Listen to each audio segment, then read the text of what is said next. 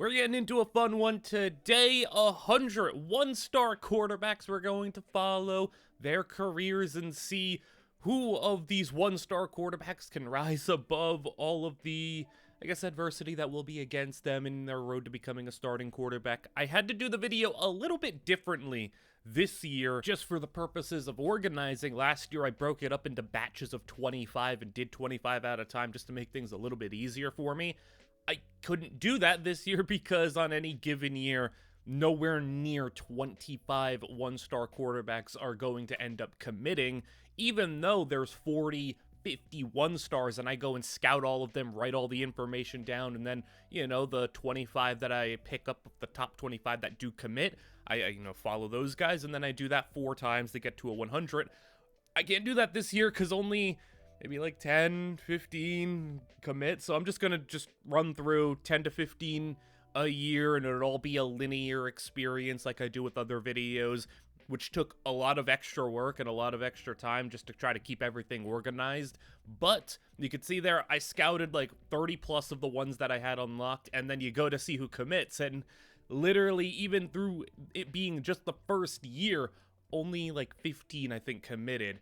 So yeah, we're going to just do it linear, and maybe it'll be a better experience for you guys, but try to keep up because there's going to be a lot of guys in the world of college football all at once. There is going to be quite a bit of stuff that you don't see because with it being 100 one-stars, most of them are not going to ever play. I'm going to make sure as many of them make it to the end of their careers to give them the best chances possible, but obviously 50 overalls, most of them are never going to see action. We're focusing on the ones that do. So each and every year, I'll show you the incoming freshmen, show you what their skill caps look like. If anybody is impact or better even somehow, I'll show you that, of course. But if I don't show you that, just know that they're normal because most of these guys are going to be normal dev players. And then other than the freshmen, I'll show you when a player starts or there is like a key transfer type of guy. But I am interested to see, with the transfer portal being more prevalent, how much movement these guys are going to have and how many of them are going to get, 1, lost to the transfer portal, and 2, if any of them will end up transferring upwards. But you could see the example here. Look at the next year. JUCOs, we don't follow JUCOs. They don't count because obviously we're only getting half a career, which means we get a whopping 3 players the next year. Though this year was a bit of an outlier compared to the rest. None of the other years had like 3 like that. Most of them were close to like 10. But yeah, I mean, you could see what the progression from year 1 to year 2 looks like for some of these guys. Again, I'll show you this early on, but just know throughout the video, you're going to see a lot of like plus 10s early on, but even you're going plus 10 from 50 overall, it's still not all that great. You get into the next season where we get the next batch of guys, and yeah, a little bit more than that. None of them starting quite yet. That is, however, until they hit their redshirt sophomore seasons where we will get some starting action. Brett Kowalski, I really like his skill caps. He looks like he's one of the better quarterbacks in that regard, and just being a normal development, having those types of skill caps. Martin Apple as well for Buffalo is going to be a starter, so we will have a 3rd starter, Sean Brooks for Western Michigan. So 3 of the first group of guys are going to end up starting by year 3. And then we have our first impact dev player, Mike Whitaker from Marshall, with really decent accuracy and IQ potential. I'm also going to be covering not just bowl games and playoff games, just to get a little bit more action. We also have conference championships, because those are going to be pretty relevant too. I mean, for a 1-star quarterback to become a starter first year, Buffalo conference championship, I will say that's pretty impressive. As Buffalo, we started off with a safety. How many times have we got on a first play safety in a video? 14-9 your score. Buffalo 9-3 as they get the football back, down by 5, and the run play has got a first down and more. I want to see how high can these 1-star quarterbacks go, as a handoff with a big opening, and he's going to go all the way to the 15-yard line, and it's not Apple getting anything done, it's the ground game, but they lose 3 there, and you'll have to lean on Apple. 3rd down and 13, he's going to throw with time in the pocket, but no one open down the field. He'll take it safe, and they will hit a field goal here from short distance. Kick is good, and they will get 5 points out of that whole exchange. Safety and a field goal drive. 7.5 minutes to play as Ball State takes over. Run game not doing too much for them, just 33 yards as that pass down the field in double coverage. Incomplete, and a 3-and-out for Ball State. Buffalo takes over, and Apple, not a speedy guy, but he's going to keep it on the read option for a gain of 5, 6:30 to play from the 42-yard line. Throw to the outside. That's clean, and a first down. He's up over 150 on the day, handing it off. Buffalo, their ground game is where they make their money as they go with a little jet pass, and he's not got much room on the edge. Loses a yard. Second down will turn to 3rd and long. Screen set up, and it's off target. They'll once again settle for 3, but chip it away to the point where they are now on top. 15-14 in the favor of Buffalo is the run defense. More success. 3rd down and 14. Blitz it in, and they get it downfield. 1-on-1, and it's incomplete. And on 4th and 14, they had to punt it away. And Buffalo, we could have a conference championship already for one of these guys in a redshirt sophomore season. Apple, throw it in deep. Pass is incomplete, and that would have been a big one when it comes to putting this game away. Instead, they will punt, and this is a good bounce and rolls right down at the 2-yard line as Ball State avoiding another safety this time around, but they got to go the length of the field to get into field goal range here. 2 minutes to play as they will have the completion and fall forward for the first down. Dropping back, 2nd down and 7. 1:20 to play down the middle of the field, and he'll have it. First down clock stops momentarily. They'll hold on to their 2 timeouts that they still have, but the pressure! Sack Buffalo getting in there, and it's 2nd and 17. We'll get the sack yardage back, and it'll be 3rd down and 9. 1 timeout left. 50 seconds to go. That pass is caught out of bounds and short. 4th down and 6 with the game on the line. Passes to an open man, and he's got it to the 39. I don't know what a Ball State kicker's range is, but they're going to get a whole heck of a lot closer. 30-yard line, 3rd and 1. Read option. He's stopped, and they'll have to kick it from 48. Clock is going to run down. Buffalo will ice them, but there's just 7 seconds to go, and the field goal to take out Buffalo in the MAC title game from 48 yards. It is up, and the kick is good.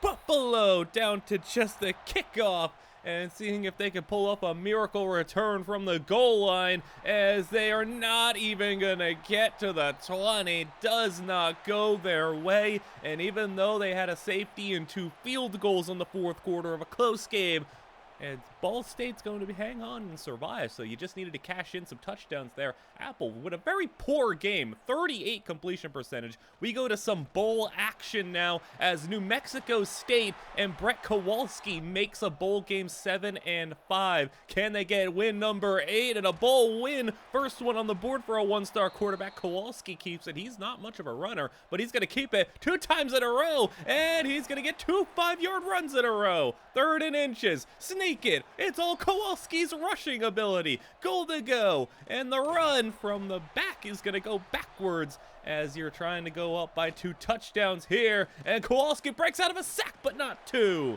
They'll have to settle for a field goal instead. Regardless, though, it will be a 2-score game. New Mexico on top 26-17 as UL Monroe is going to have another equally not mobile quarterback keep it on the ground, and their ground game with their running back a lot better, 90 yards as they keep it to him. 3rd down and 1, and he's got plenty for the first down. He's up over 100 yards on the day, and they will have him cut back, and we'll have 2 to set up 3rd down and 8. 5:45 to go as they'll throw a drag route, and it's jarred out. Wouldn't have had the first. 4th down and 8. Got to go for it. Still down by 2 scores, and he's got the tight end in a great throw in between the zones as they will have it at the 24. Field goal range already hit, and now you're inside the 10 to the 5-yard line as they hand it off, and a touchdown. Cut it to a 1-score game. 26-24 as Kowalski has got to throw underneath, and he'll start off his drive with a tough 3rd down and 8 situation, but he will find his way out of it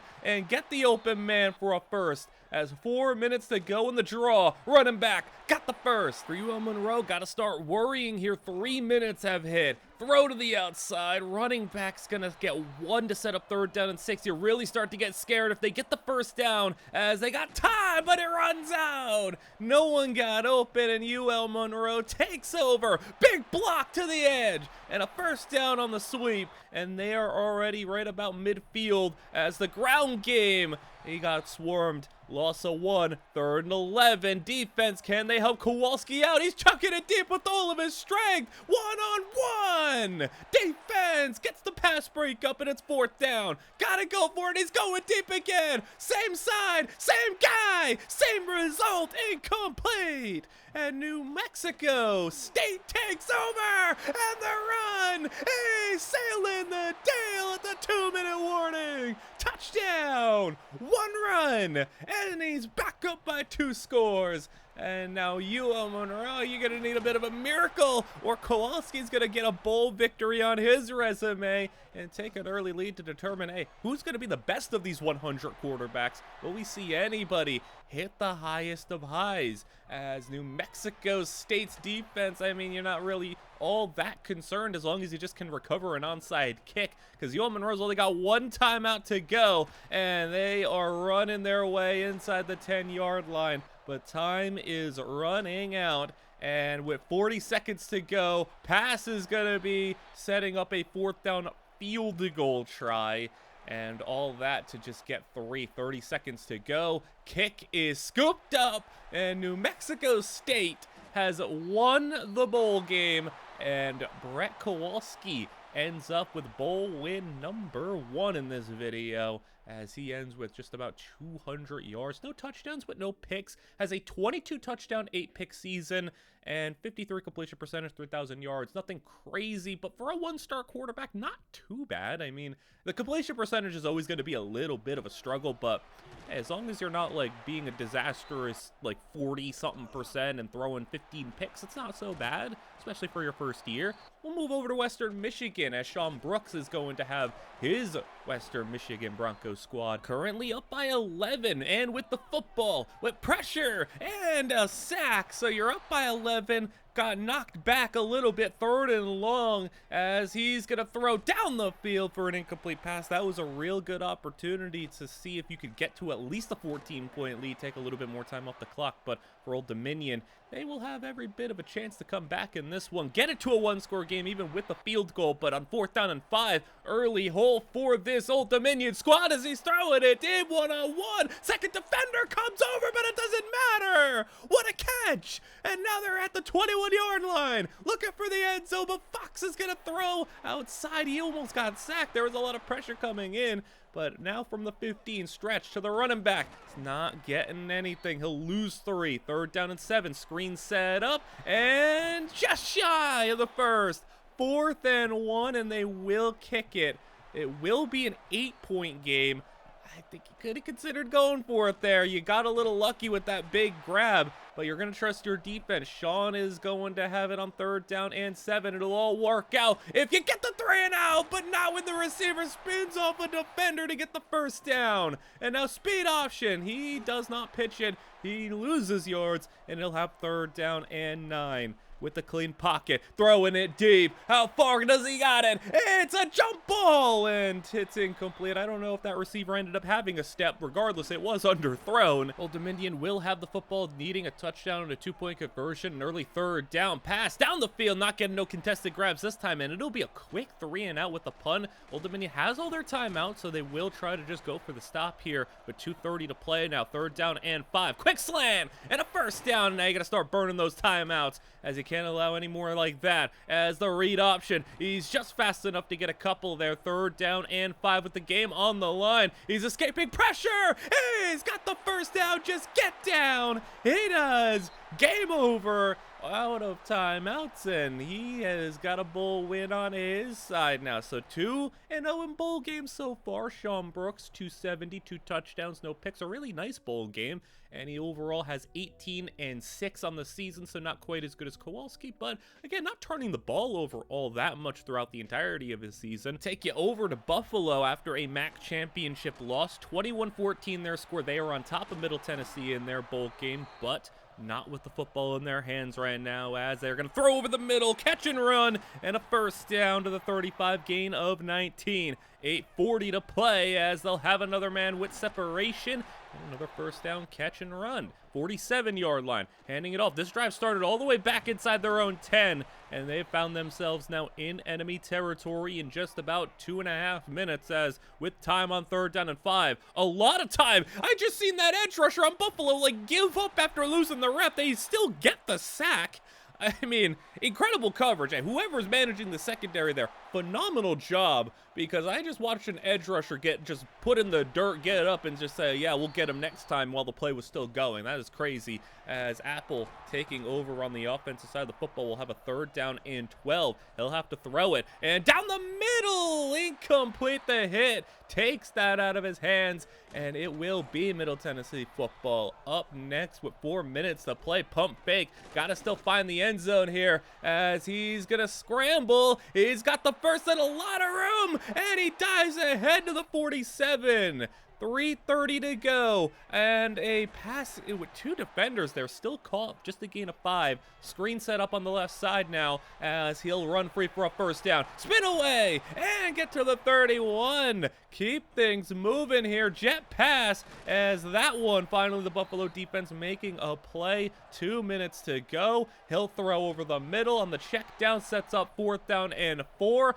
2-minute warning has hit, and a 4th down where they scramble, and he's got the first, and he's in the red zone. And Buffalo's defense, they can't figure out a stop right now with under a minute to go. 13-yard line, another 3rd down, a shot to the end zone, knocked away. Will they finally get off the field on this 4th down? 13 yards from the end zone, and it's caught. Touchdown. And Buffalo's defense couldn't buy a clutch play on that drive to save their lives, as now 45 seconds to go, and you still got time to save things here. You had all your timeouts. You used one there after a 7-yard gain, but you can definitely get into field goal range, as they'll get sacked though. And it's 3rd and 4. They won't have any timeouts burned this time around, as they'll get sacked again. We'll go to overtime off that, as Middle Tennessee gets the football first, and they'll start with a 3-yard loss on their drive. Get those yards back and gain 2 extra to set up 3rd down and 8 from the 23, and they'll run it again. Why not, I suppose? And I guess they were pretty content with a field goal,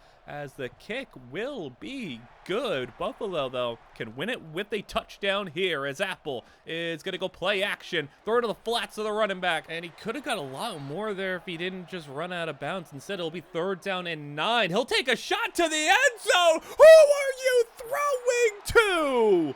Picked off. And that's the game. What in the world was that throw? It wasn't even close. I mean, there was a receiver maybe like 7 yards away, but what in the world? Martin Apple. Yeah, I mean, 12 interceptions on the season, 3,000 yards, 26 touchdowns.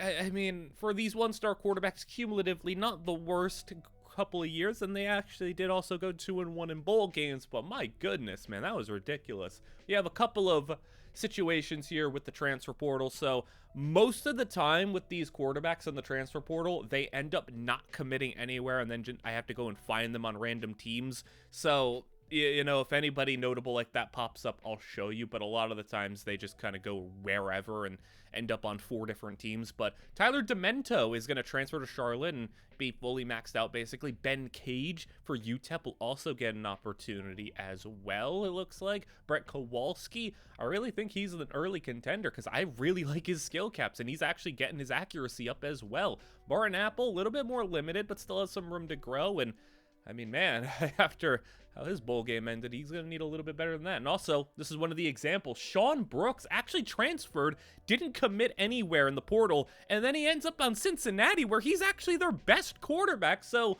hey, welcome to Cincinnati, Sean Brooks.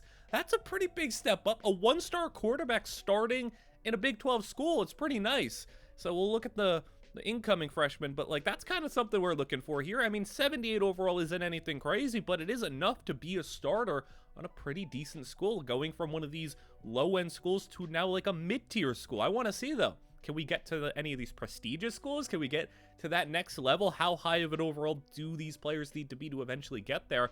And how many will we even have hit those highs? Will it need to be 80, 85? Will it need to be even more than that? And I don't know, will we get any guys there? Also, we got an Impact Dev player, Louisiana, Brett Morrow. Impact Dev, which you'll love to see. And he's a pocket passer, but I don't love these skill caps. His power is already maxed out, and it's an 80. Accuracy can still go up a decent amount, but it's more so IQ. And for a pocket passer to have, like, elusiveness and agility and quickness and all that stuff, not fun. So like it's not the luckiest set of skill caps, but conference championship weekend we go to see New Mexico State has arrived in a conference championship against number 16, 11-1 Florida International. But New Mexico State and Brett Kowalski goes 10-2 and right now finds themselves with the ball on top and a flag down in a long distance situation. It's looking like holding, and this one will set them back if they accept it, which they do not. I think that's an accept penalty for me, because that backs them up. There was no way they were going to hit a 59-yarder, I feel like, if you forced an incomplete pass, but instead you let them kick a 49-yarder. It's good. 16-10 your score, as FIU is got the pressure in there and they're getting sacked, and now they'll take the football back to Brett Kowalski, who completes a 7-yarder.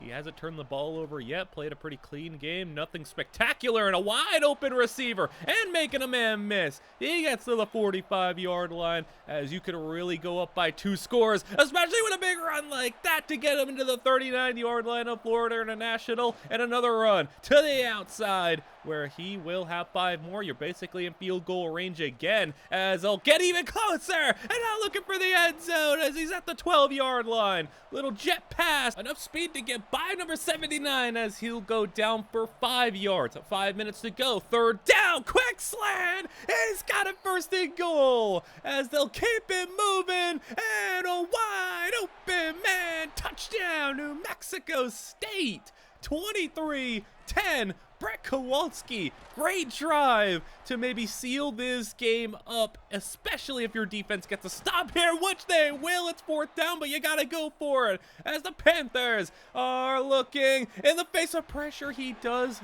impressively deliver for a 1st down to the 40-yard line. Now quick pass to the outside. You can't have plays like that. 1 yard and you lost like 20 seconds, and that is now going to be a much better, much bigger play to the New Mexico State 34-yard line, as they throw a quick hitch route to the hitter outside in a game to the 22-yard line. They'll back them up after a little false start penalty, but that's going to be an open man. Where was the defense there for 26? As they back him up, 2nd down and goal, and he's sacked.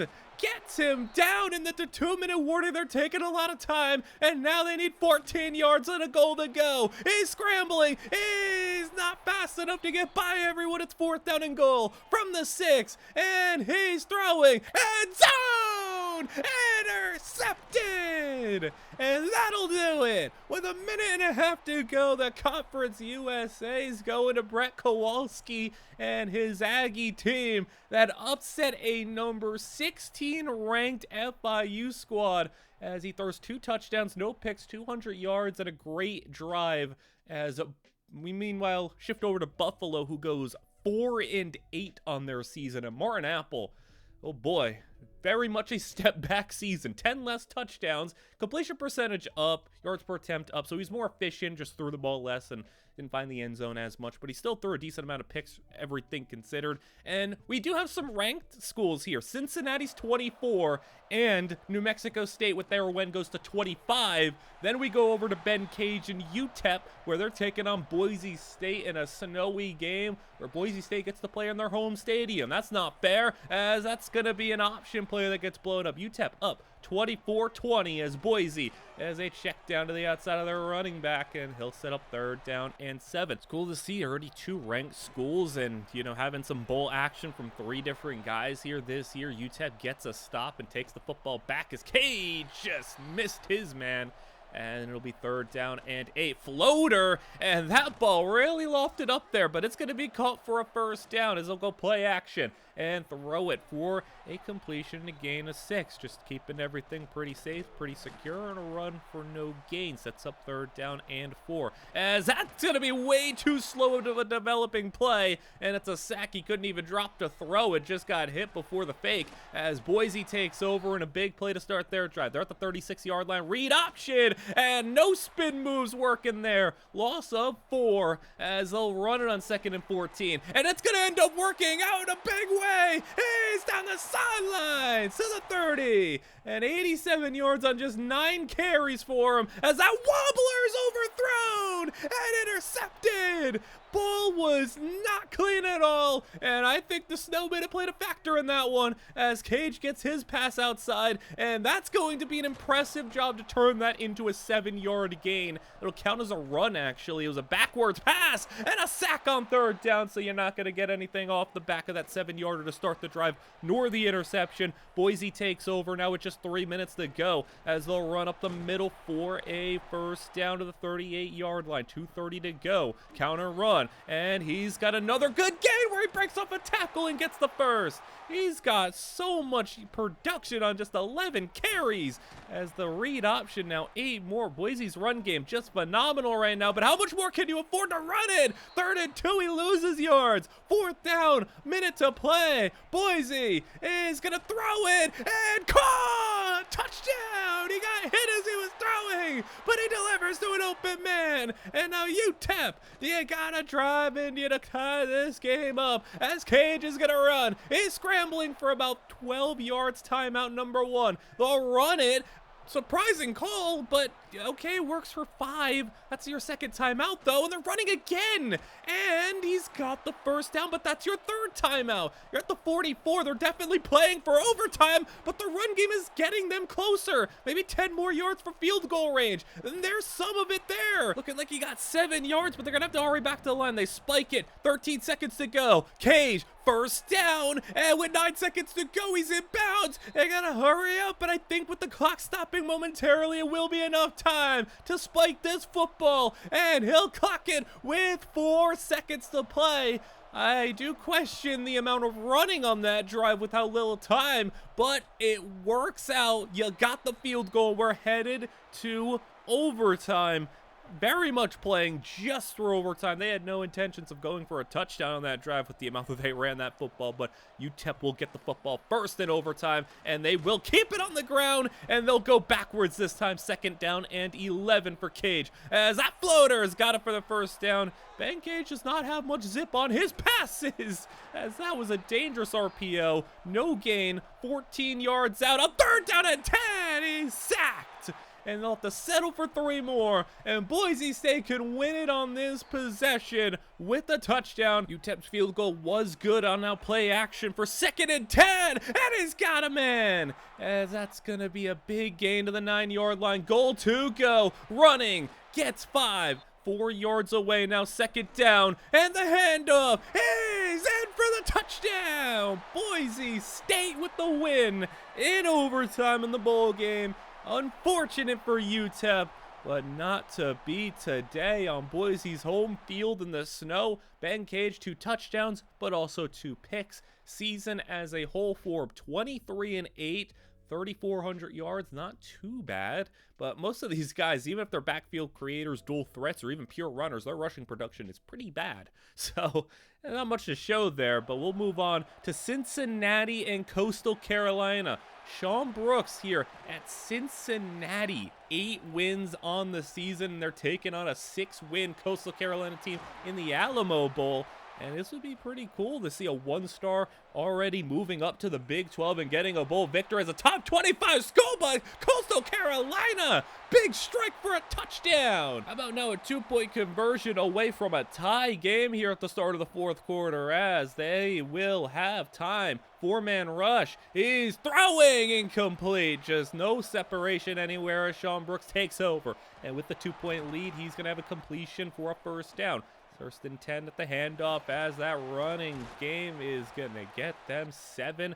And it'll be 2nd down and 3 from the 44-yard line. Offensive line doing a great job in an open man over the middle for the 1st down into enemy territory from the 48. Read option. Sean Brooks is going to keep it. He has 5 yards on the play to set up 3rd down and 6 now as Brooks is going to go to the outside. Open man.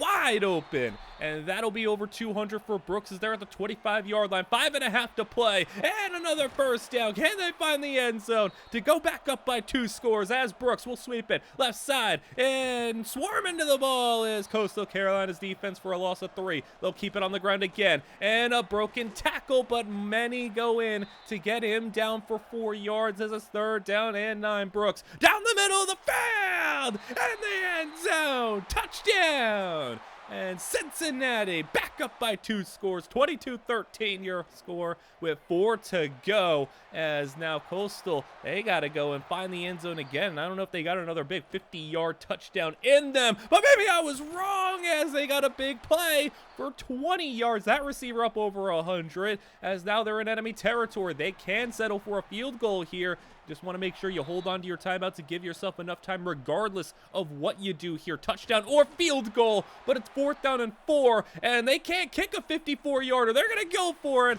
and they do get it.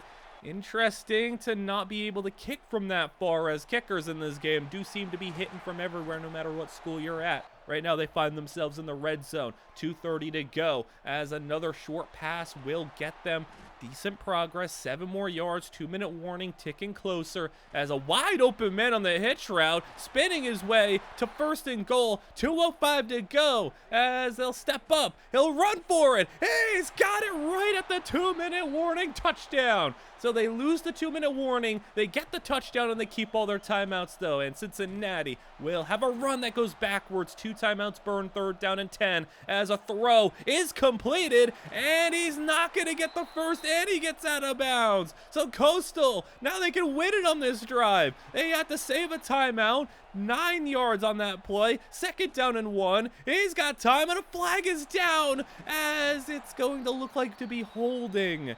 And that will set them back. It'll be 2nd and 11 with the accepted penalty with 1:21 to go from the 26 as Coastal will throw down the middle. It's caught and he's running down the middle of the field. Touchdown out of nowhere. And Cincinnati is on upset alert to close their season.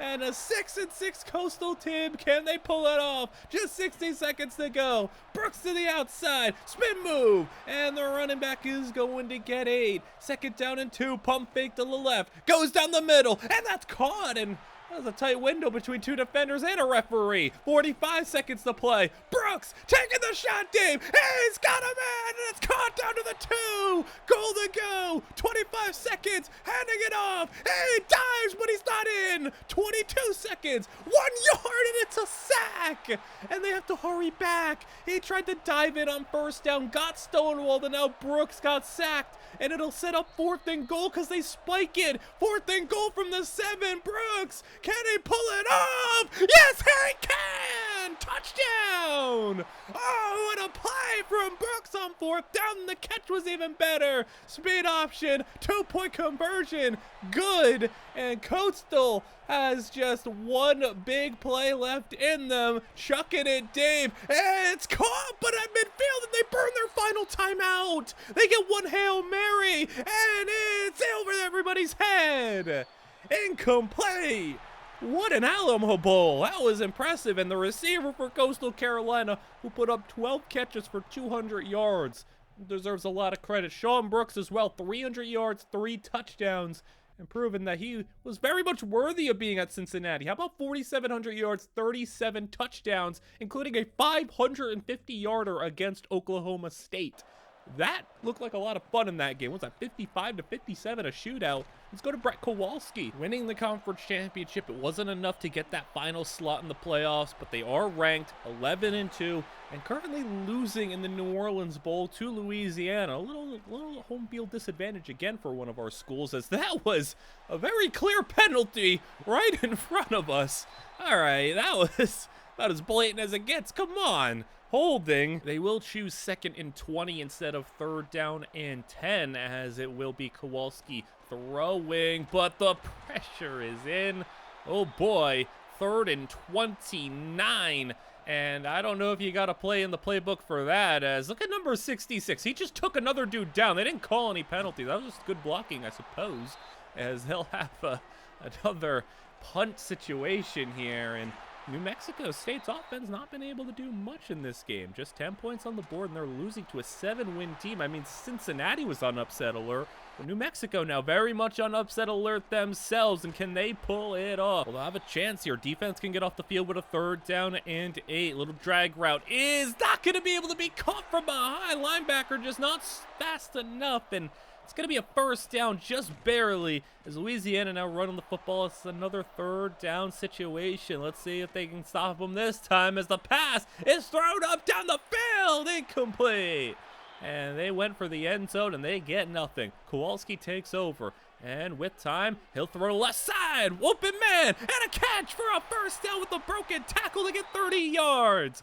5 minutes to play, and they are at about midfield, now finding themselves in enemy territory. 37-yard line. Flag is down. That looks like it could be a free play. It was on a screen, though, and they will not need to bother with that offsides penalty, as it will be a 1st down to roughly the Louisiana 20-yard line. They will mark them at the 21, and it will be a run. And now they're in the red zone, as a 8-yarder is going to get them to the 13. Read option. Kowalski just fast enough to get to the outside, and he's in! He fights his way into the end zone. Touchdown, New Mexico State, and Kowalski.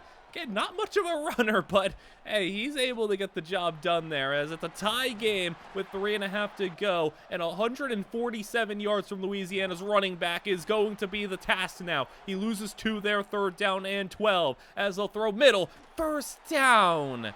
Another crushing 3rd down failure for the defense, as the toss outright is going to get 5. 2-minute warning approaching. Design roll. Open man. And he's pushed out just shy 3rd and inches, but they're going to sneak it, and the sneak gets the 1st down. 2-minute warning from the 44-yard line, maybe 10 yards away from field goal range, but he's got an open man down the field. He went fertile. Last drive came up with nothing. This time he got 7, and New Mexico State needs to do something here with just 1:45 to go. 2nd down and 3. They got to go 75 yards, and a start there will get him 8. As it's 2nd down and 7 now. They'll throw right side. Curl route for the 1st. 1:22 to go. You're 54 yards away. Kowalski stepping up and throws it. Back foot cross field, and it's caught. What a throw! As the blitz now is going to be B. Completion inside the red zone. And Kowalski's dealing 15 yards away with 1 minute to go, and another completion. Another 5 more. And they send the blitz again. They beat the blitz again. Got it inside the 10. Spin move. Touchdown. New Mexico State. What a job from Kowalski especially. We're going to overtime. And now with 24-24 being your score, New Mexico State has got it first, as Kowalski will complete it 1st down. 12-yard line, as he'll have another new set of downs that will put them in a hole here. 1st down, nothing. 2nd down, a loss of 1. 3rd and 11, though. Running. Untouched end zone. And that came out of nowhere. Louisiana has to score a touchdown to keep it alive, as they will get 6. Will be in the red zone, 18 yards out. 3rd down and 3. He's hit as he's throwing. Game can end right here. 4th down and 3. As he's going over the middle. No, it's caught. and 3 yards out as they go goal line. Sacked him before he even got the play action off, and it's 3rd and goal. Touchdown, Louisiana. We got a wild bowl game here as now Louisiana takes over first, and they get a touchdown just like New Mexico State did first, as they'll have a no gain on 2 straight plays, 3rd down and 10. Outside with the call, pass, first down, 9 yards away, as they'll go to goal to go with 2nd down, and that completion will get them to the 2. Can they hold for a field goal? Sweep it out, no they can't. Touchdown Louisiana, now you gotta go for 2 in the 2nd overtime, which they will hit. And now the hole is 8 points in 2nd overtime. Kowalski completes the pass, and that ball's on the ground! No, it's a fumble! Game over, come on! And they just couldn't hold on. New Mexico State loses in double overtime. Kowalski, not even his fault, his running back put it on the ground, and that will do it. He ends up with a very similar season, like almost identical, with the same amount of, interceptions, 1 touchdown difference. I mean, steady when it comes to his statistics, but more on the side of winning things. But look at this. Martin Apple and Ben Cage. Okay, Martin Apple's going to Michigan. Ben Cage is going to Ole Miss. Mike Whitaker, one of our impact devs, is going to be headed to Temple. All right, will any of them be starters, though? That's the thing. You can go to a big school, but will he be riding the bench here? As we will see Tyler Demento being a starter here for Charlotte and getting his opportunity now fully 100% maxed out. But Ben Cage is not going to start. As a senior, he'll just ride the bench as a 3rd stringer. It's unfortunate because he was pretty decent if he got a little bit more development and maybe he had an opportunity to take a mid-tier school like Sean did and would have been able to do what he did at Cincinnati. But Brett Kowalski, look how good he looks. Now mid-80s. Sean Brooks for Cincinnati. Still has some room to grow, but low 80s for him. And how about for Martin Apple? All right, yeah, of all the quarterbacks so far, Martin Apple, he's starting at Michigan at an 81 overall. Man, Michigan, how desperate were you to go and grab Martin Apple from his disaster class last season to be your starting quarterback? Oh my goodness. From Bryce Underwood to that. Mike Whitaker also as a sophomore is going to also be a starter for them. And that's pretty cool to see as he's a 70 overall. And, like I said, impact dev, so he's got some really good attributes to him, and this could be a contender as well for one of those higher rated guys that we can get. And then you take a look at the freshmen that we'll have, but man, that's cool. We've had, one go to Cincinnati in a Big 12 school. Ben Cage is going to be a 3rd stringer at Ole Miss, which I don't know why you'd want to go be a backup in the SEC. Maybe it's just his dream to wear the Ole Miss jersey, but for Michigan, though, it's weird that it's Apple who's been, like, of all the guys that have actually started, like, the worst one. I would have been really interested if, like, Kowalski was there or even, one of these other guys. But, hey, good on him. He got a starting job at Michigan after stinking it up for Buffalo in a 4-win season. We go to the conference championships, and we got a big matchup here. How about 14 versus 20, 11-1 versus 11-1, New Mexico State versus Delaware. And if New Mexico State wins this game, which right now it's not looking good, 26-13 your score, Brett Kowalski could take his New Mexico State squad to the playoffs. They could get that 12 seed spot. I mean, how cool would that be? How crazy would that be? But Kowalski's got to come up with a big time comeback, and that's a great way to start things off. 8 minutes to go, and you got a 13-point deficit, and very quickly you find your way into the red zone. Looking to cut this down. Kowalski to the air, and he's going down. Sacked him. 3rd and 17 now as he'll throw for the end zone. There's a flag down. That's huge. And it's not going to be in the favor of New Mexico State. It's number 66 again. He's got a holding penalty. 3rd and 27 as they will run it. And, well, I mean, I guess he'll settle for a field goal. I don't know what you really can call up on that situation, but I don't know if a run was the best idea. You will take a field goal, but it's still a 2-score deficit. And with 6 minutes to go now, you got to get this stop here. And you will. What a job from the D-line. He got great field position after a pretty poor punt. and you'll be very quickly in Delaware territory as Kowalski will throw outside, caught, and a first down inside the 30-yard line. And, I mean, I guess this does leave them the opportunity to maybe settle for a field goal again if they have to, as they will get 9, 2nd down and 1 from the red zone. They'll throw for a completion and a first down. Kowalski's over 300 yards on the day as he will step up and run. He's sliding for 6, 5 yards out as it's going to be 3rd down. Kowalski throwing, end zone, incomplete. And that's where they will settle for 3.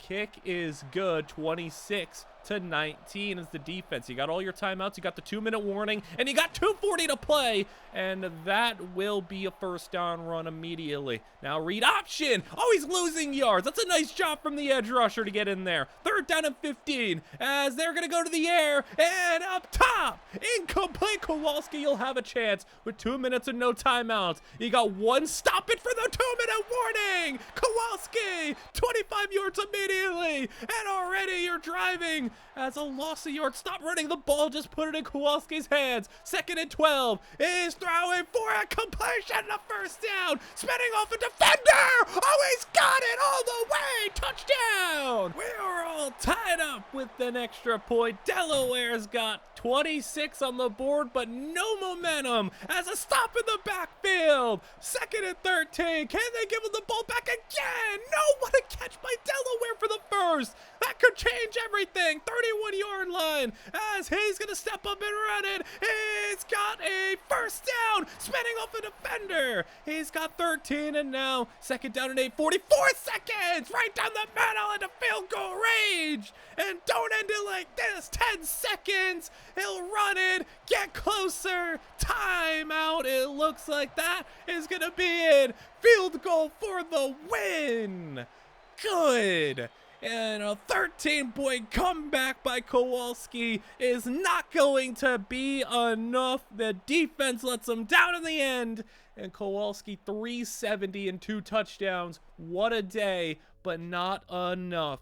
As we will go to bowl season, UAB's quarterback Gideon McCracken is going to win just 5 games on the year. But overall, not a terrible season. Did look like he was the main reason why they didn't win anything and didn't make a bowl game here. Also, Charlotte does not do anything. They do even worse, actually. Tyler Demento, 22 and 11, completing just 53% of his passes under 3,000 yards, and he will have not too great season to close his career as he only gets that one opportunity. Louisiana goes 5-7. George Santos was a starter, 19 touchdowns, 12 picks. Not a good year for him. Definitely the worst of the bunch so far, as he's going to be a senior as well, so that was his one opportunity. But when we go to the top 25, how about Temple? They actually were in there. Cincinnati's in there. And, you know, obviously we had the whole New Mexico State situation, so a couple of ranked teams, as Cincinnati is going to be 9-3, taking on Notre Dame in a bowl game. But yeah, it's Notre Dame, even though they got a lesser record and a lesser ranking, because they're not even in the top 25. Notre Dame, I think we are very well aware of how good of a team that they are year to year, and they are definitely the better roster on paper, and it's showing right now. 16-6 your score in the Alamo Bowl once again as a sack on Cincinnati's defense is going to get the football back for the offense, but oh boy, a loss of yardage there. How about now another one? Safety. Oh my goodness, Cincinnati's offense can't do anything. And Notre Dame, yeah, they're moving it now back into Cincinnati territory. Run play as another first down. This one might be pretty done and over with quickly as a wide open Notre Dame receiver. They're at the 20-yard line now. 5 minutes to go. Design rollout, and it will be a sack. So you can't hold them to a field goal, which would technically keep it a 2-score game as the throw up top. Oh, it's intercepted. Cincinnati's defense coming up big. But it doesn't matter at this point if their offense can't put up anything. They just got 6 points on the board, and they got to go a long way to find the end zone again because they can't even settle for 3 on this drive like they've done all game. Is that pass intercepted? With 3.5 to go, Notre Dame's interception will basically seal this game, it feels like. Yeah, I mean, Notre Dame with another first down. Irish just not able to be stopped right now as they are overpowering. They will get a 4th down field goal try. And again, like I said, 2-score game, but it's just not going to be enough. 2-minute warning has hit a 4th down play where he is short. That is game. And Sean Brooks will not end his career in a great way, but he will be number 18 in the country and have a terrible ending of his career with that game. But still, on the year as a whole, a little bit worse than last year. I guess really in all aspects, but still like generally a pretty solid quarterback for, I mean, a guy who was a 1-star starting at Western Michigan, now ending up in Cincinnati, 2 years in the top 25. Overall, that's a pretty successful career, I'd say, for his starting point. Let's go to Kowalski, New Orleans Bowl, 17-3 your score over South Alabama.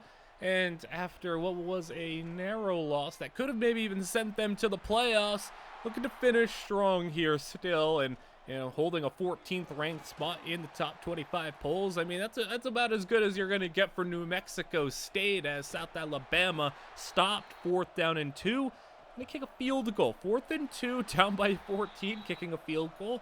Awfully conservative, awfully passive there, as Kowalski will take an underneath pass for a gain of about 11 yards, set up 3rd and 1. Sneak it, 1st down, and they'll have it a 2nd down and 9 with 6:30 to play. A run right up the middle. Running back's got a lot of space, and he's not fast enough to go all the way, but he'll go a pretty long way to getting them more points up on the board as the bubble screens got them for 11 more yards. 5.5 to go, 24-yard line.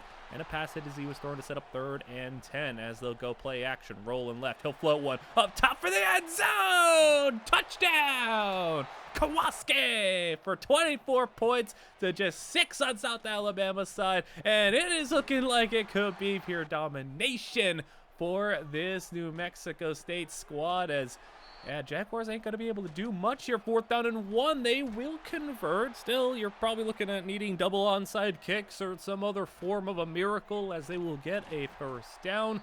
We're down to just over 3 minutes to play from the 43. That's a nice completion. 1st down inside the 30-yard line.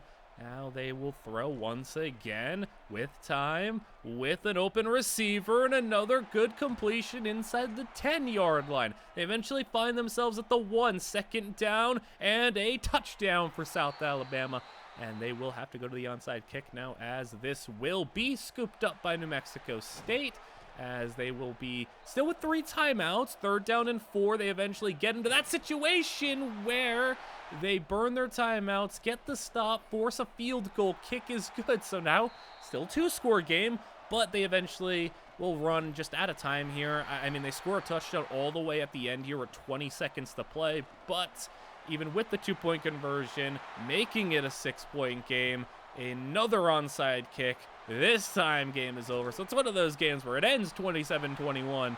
You're thinking it's, maybe this close, really fun game, and no, just South Alabama was really able to hang around and, make the score look a little bit closer than what it really was. Kowalski, though, ends 3 touchdowns on the day. How about a 30 touchdown, 8 picks every single season, gets his completion percentage up to 60%. It was really nice. I mean, imagine if he was on like a higher level team. I mean, he took New Mexico State all the way almost to a playoff appearance. Really impressive.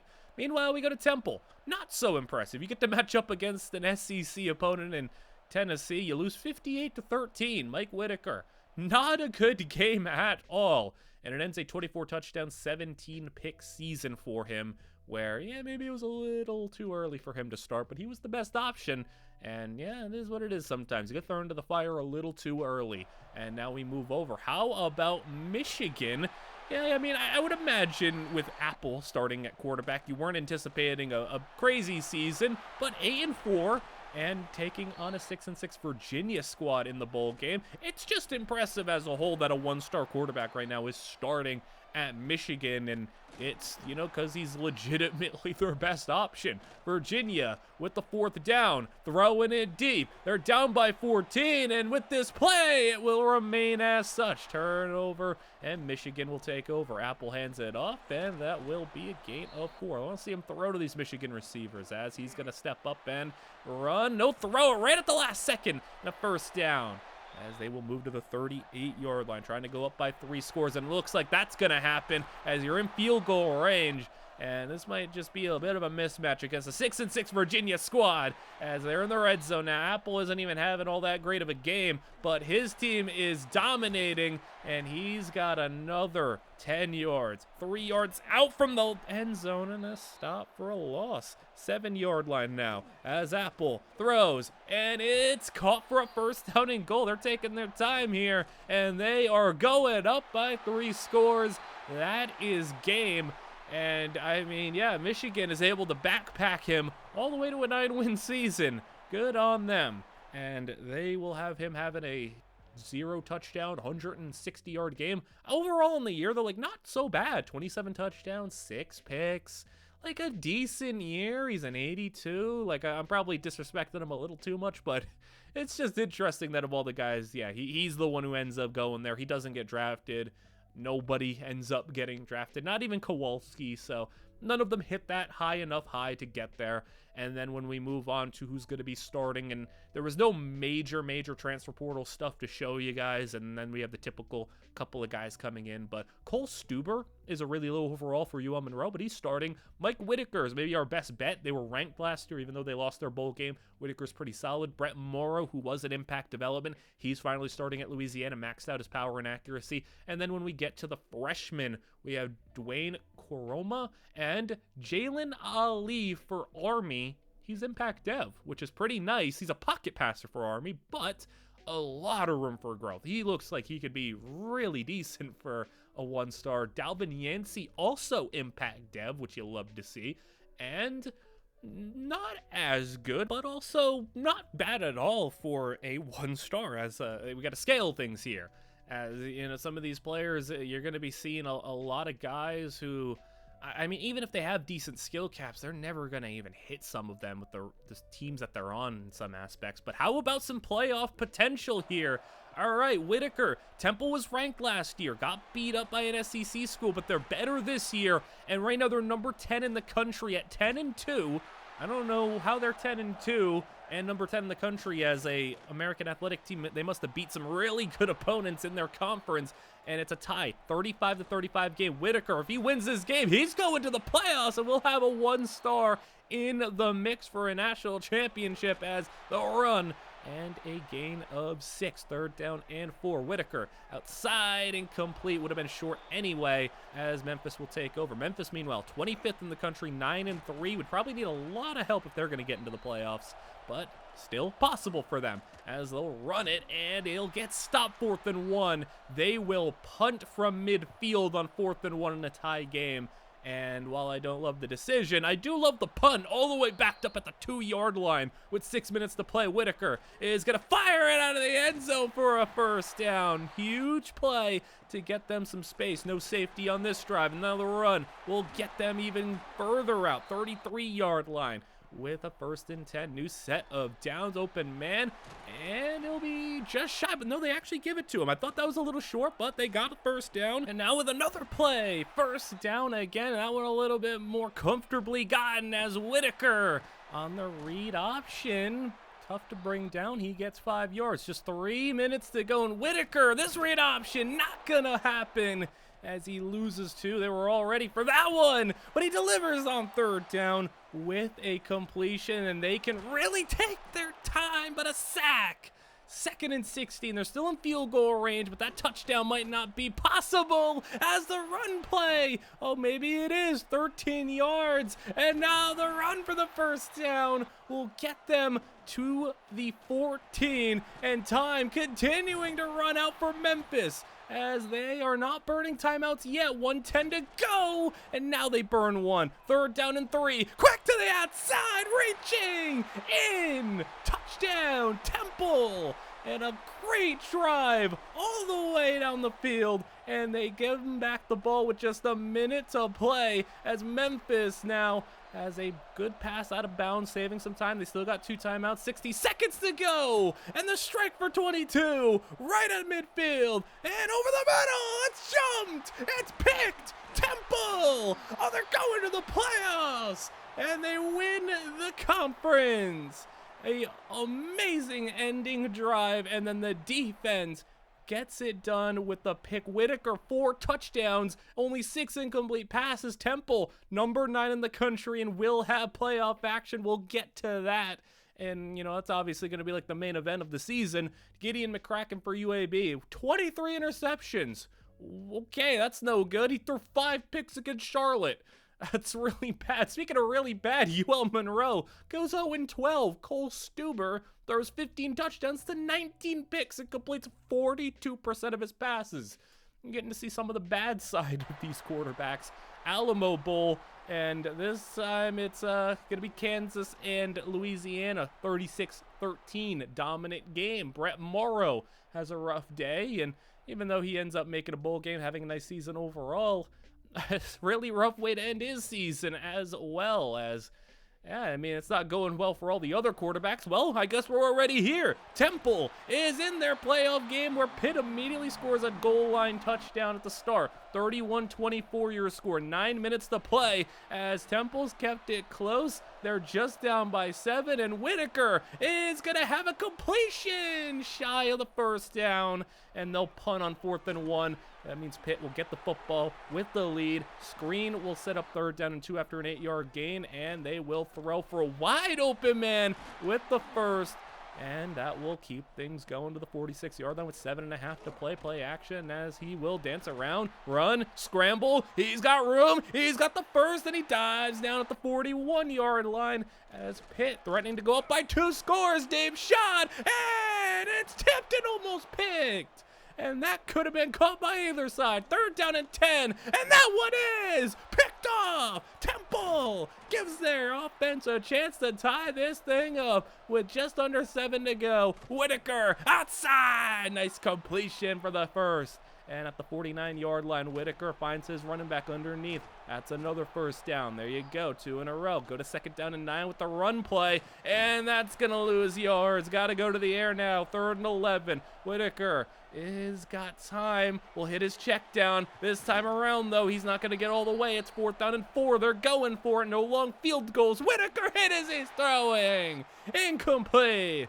As with 4.5 to go, Temple's defense gets a sack, and they got to get one more stop to give their team another try at it, and they'll get him set up at 3rd and 1 after a 15-yarder. And Pitt screen for the first down as the bubble gets it done. Time is starting to run out now. 3.5 to go as that broken tackle is going to set him up with another first.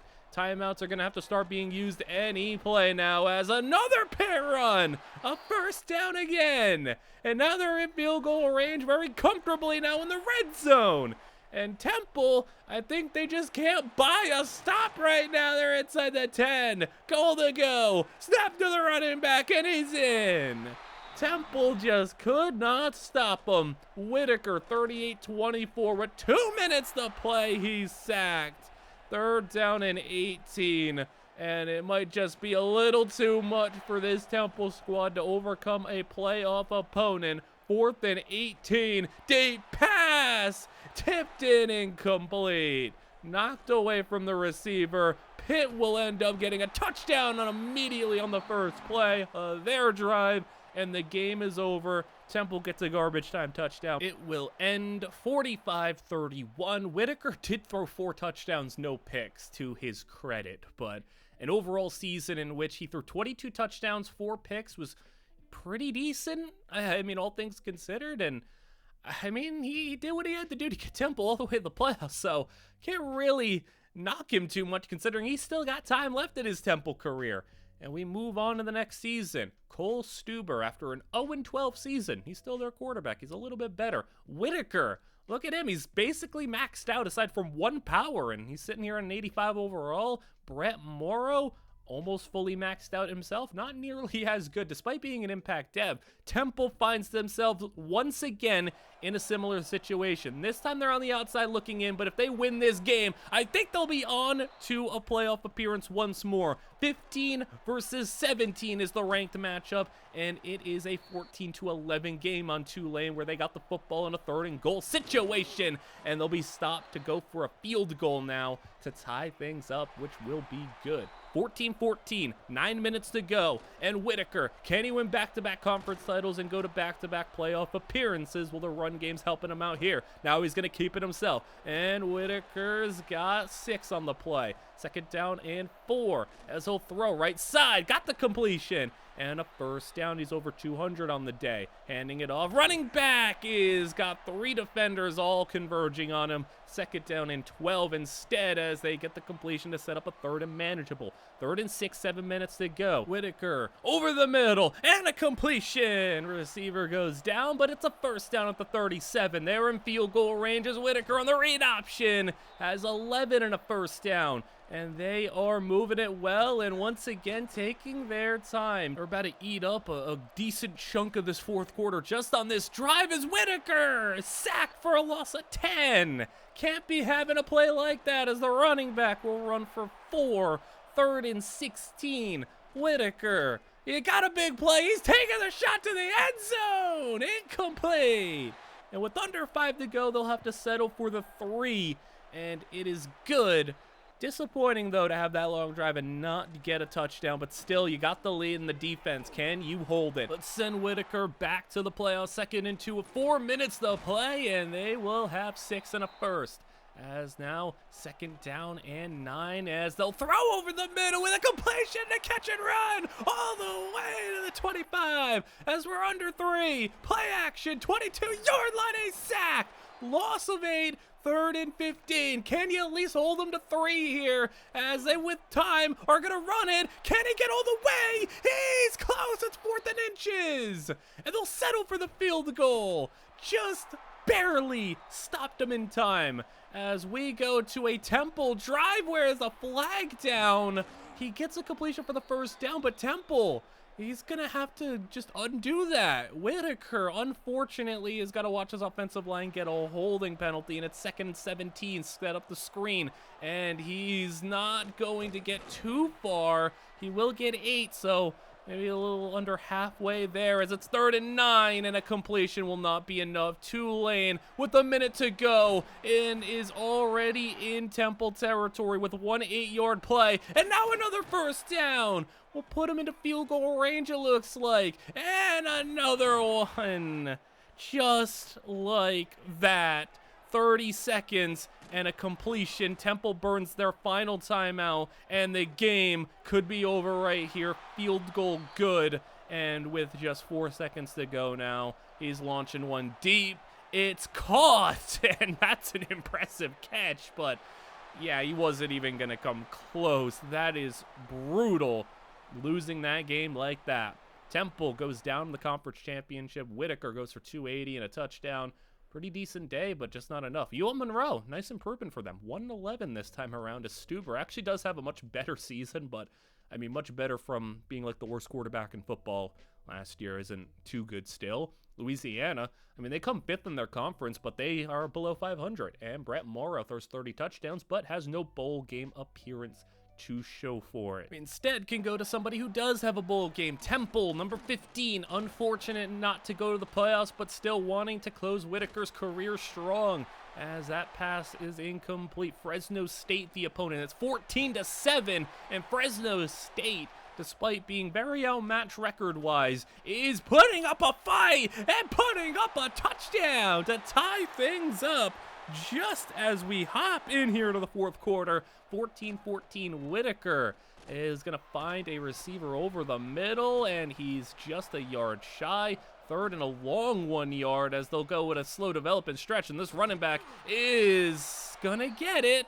It was close, but he got it as they'll be at the 22-yard line. Pass underneath, 4-5 yards. 200 on the day for Whitaker. Quick RPO for another 1st down. And Temple's doing what they've been able to do, just slowly and consume the clock, but like I said, slowly make their way down the field as another 3-yard run. We're down to 6:20 to play. Whitaker taking the shot deep, and he's incomplete. And you tried to go with some downfield shots, do some other stuff, didn't work out. Now Fresno stay with the ball, and they're shot deep. It's picked off, and Temple's gonna have it right back, and the return all the way to the 48-yard line. So a great job by the defense and a nice return gives them their chance to take the lead here as Whitaker wants a shot deep again. This time he's got it inside the 10. Whitaker, both teams trading these deep shots, and finally it works for Temple as he walks in for the touchdown. Temple on top with 5 to go as Fresno losing yards on their read option. 3rd down and 10 as they'll throw a deep pass. Will they get it? No! As a deep shot on both sides, 2 apiece, 1 completed, and it was Temple, and that's the difference. That's what got them their lead. 2nd and 13, that pass to the outside is caught for a loss of 4. 3rd and 17 as Whitaker is going to move and create a little bit of space to get a completion, but nowhere near the 1st down. Fresno takes over with the play action. 3 minutes to go. Hit as he was throwing. It's intercepted. Temple's defense with another takeaway. That one created by the pressure too, hitting him as he was releasing that ball. That just wobbled into his hands. And now a 3rd down situation where they are able to just burn those timeouts from Fresno State, kick a field goal, take the 2-score lead, and 6-6 Fresno State just might not have enough to come back in this one as we are at the 2-minute warning. They have 1 timeout to play with and a lot of hurdles to overcome to try to win this game. 1:45 to go as Temple's allowing a 1st down and out of bounds. So Fresno, I mean, once again, we've been in this situation a bunch of times. It never works out, it feels like. Temple with the interception. How about 3 in the 4th quarter to win this bowl game?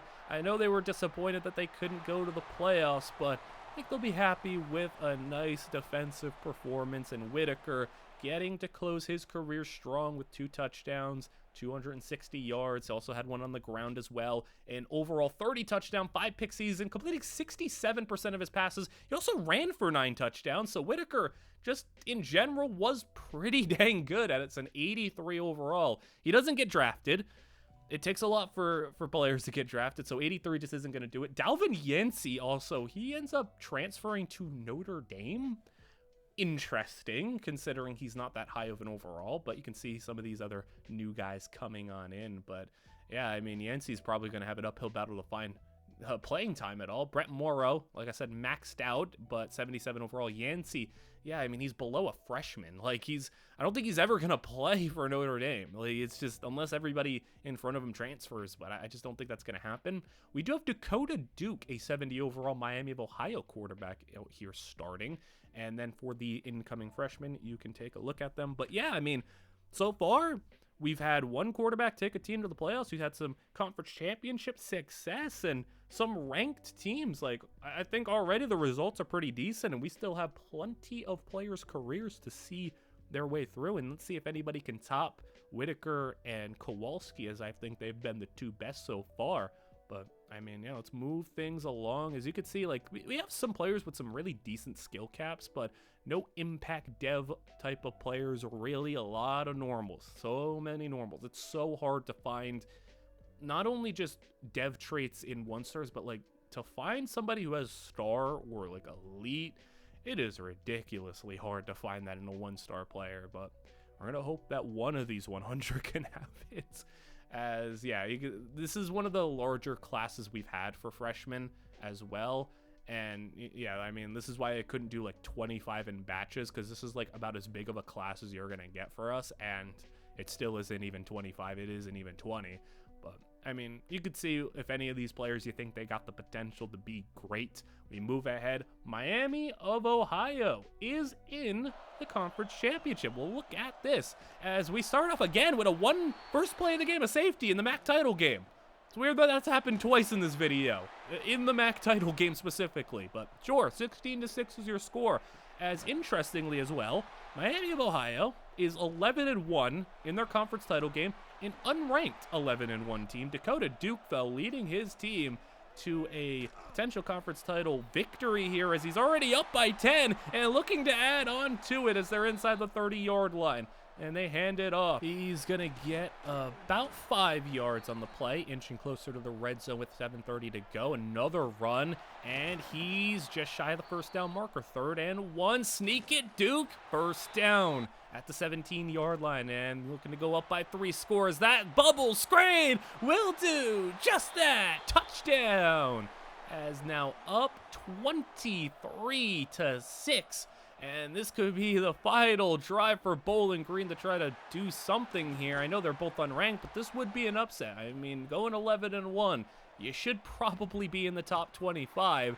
4th down and 6 the situation here. And Bowling Green throwing underneath, and it's incomplete. He wasn't going to have it anyway. We eventually do jump ahead to the point where it's just under 3 minutes to go, and Bowling Green finds the end zone. And it will end up being an onside kick, 23-13. Miami of Ohio scoops up the kick and will end up winning it. They end up 23-16. Bowling Green ends up like kicking a field goal like the last second, kicking an onside. It was just a bunch of nonsense, a waste of time. Miami of Ohio comfortably wins this game. 270 yards, 2 touchdowns. And we go to the starters who aren't doing anything, like Brett Morrow, throwing another 30 touchdowns, but having no bowl game to show for it, even at a 500-yard, 5-touchdown game. Still no bowl game for him. And Miami of Ohio, despite winning their conference, they're still not ranked. They're 12-1, and they're not ranked. I feel like this is kind of disrespectful. They should be ranked. I know they're a small school, but come on now. You got to go undefeated to be ranked in this conference? Really? I mean, I guess they're taking on Boston College in their bowl game. 17-17 is your score. Tying things up with an ACC school as they will get the ball and will have a 9-yard run as Duke will hand it. That one losing yards, loses 3, 3rd down and 4 as they'll go underneath, and right at the first down line, he has it. And they'll go ahead with the 26-yard line as Duke finds another check down who will get him about 6 more. So, you know, he's not taking any unnecessary risks, not doing anything silly. He's got time in the pocket here. Now he's throwing it deep, and that would have had a little more on it. A little more air, maybe had a chance there. 3rd down and 4 instead. He swings it out, and Duke has the first down completion. Again, he's playing things very safe. Like, he doesn't look like a one-star quarterback who's like, you know, not able to process anything and just kind of heaves the ball into traffic. He's playing like a very safe, very smart quarterback, throws it away on 3rd down after avoiding a sack, and they'll punt the football, but I mean, still, you know, you got a chance in this one, very much so, even if, you know, Boston College has it at about midfield now into enemy territory with that broken tackle and a 1st down, unfortunately, as they'll go pump fake left, throw it, and a 1st down, and they're very much in field goal range with 4:22 to go and run. We'll get them 7 more. They're at 145 yards on the ground for their running back, and he's going to lose 3 there. So finally the defense coming up with a run stop. 3rd down and 6. Completion. He gets the 1st down. They cannot get a stop. Another run, another decent gain, 8 more. He's at 150 now. RPO, quick pass, and a goal to go. They will get the football back, but how much time will they have left as Boston College to the end zone, incomplete. So they do hold at the goal line and will force a field goal. So the ultimate bend don't break approach here, as can Miami of Ohio cap off their season with a 13th victory. 7-yard run to start their drive. Now just ahead of the 2-minute warning, Duke is going to complete the pass, and he reaches for the 1st down. 1:30 to go, still all your timeouts as they'll throw it down the field. He's open! He's gone! 66 yards! I said if he got a little more loft on that ball on the previous drive, he had a chance. Well, they got him this time, as Boston College is getting sacked now, and they're starting to wake up a little bit, as they can shut the door on this one. Boston College, deep pass, incomplete! 4th and 17. Can they get him off the field? Deep pass, 1-on-1, incomplete. The only negative here is Boston College had all their timeouts, and they will get a 3-and-out stop. But on the positive, they will get a field goal out of the drive to make it 27-20. So Boston College has 30 seconds to go 85 yards, and not even going to get more than 1 play. Picked up immediately. and a 13th victory, and you beat an ACC team. Why were they not ranked? I know beating a 7-win Boston College team isn't the craziest thing, but like, come on, 13-1. Put a little respect on Miami of Ohio's name, as the home state kid throws 28 touchdowns, 4,000 yards, and leads them. I would have to imagine this school has never won 13 games in a season. Sorry if they haven't, I'm disrespecting. But let's move on to the next group of guys, and there was no major stuff in the transfer portal other than Johnny Silvestro going to Cincinnati, where he's kind of just been sitting around as a backup the entire time, but now he's going to start for Cincinnati. And Jalen Ali at Army, he's been sitting around. He was an impact dev. He's going to start. Dakota Duke has earned himself a high reputation in this video for one-star quarterbacks already, maybe like the third best one after 1 year for what he was able to do. Dalvin Yancey transfers from Notre Dame. He goes to FIU, so he'll play. And we'll look at the incoming freshman class. Yeah, it was kind of curious that Yancey transferred to Notre Dame to never get a chance, so now he's transferring again, and he was one of those players that transferred and then he didn't appear, and then I had to go look for him, and he ended up popping up. And you know, that was the biggest headache. A lot of those guys just did not make decisions on signing day, and I had to just go and look for them all. This took so long to manage everybody and not do it in like batches and everything, because at one point there was like 40 plus quarterbacks all active in college football at one time. It was a lot, but we'll move on to see. We have one impact player. Cameron Ajabo for Missouri State is a impact dev player. Accuracy's not great. Power is okay.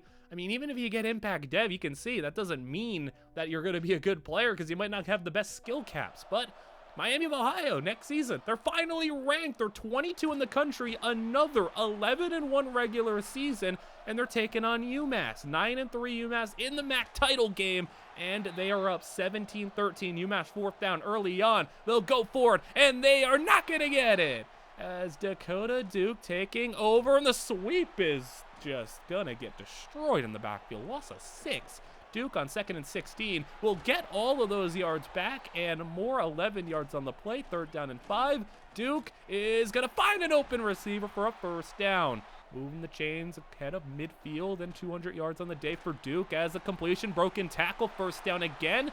Getting closer to field goal range to go up by a full 7 points, as Duke will throw with time, is going to find another receiver. This one knocked out of his hands by a UMass defender. 3rd down and 10, over the middle. And Duke on 3rd down is just lethal sometimes with the way he is able to find these receivers, handing it off at a first down run. Dakota Duke does not play like a one-star quarterback, and the run punches it in, the drive over, and the 2-score lead is theirs.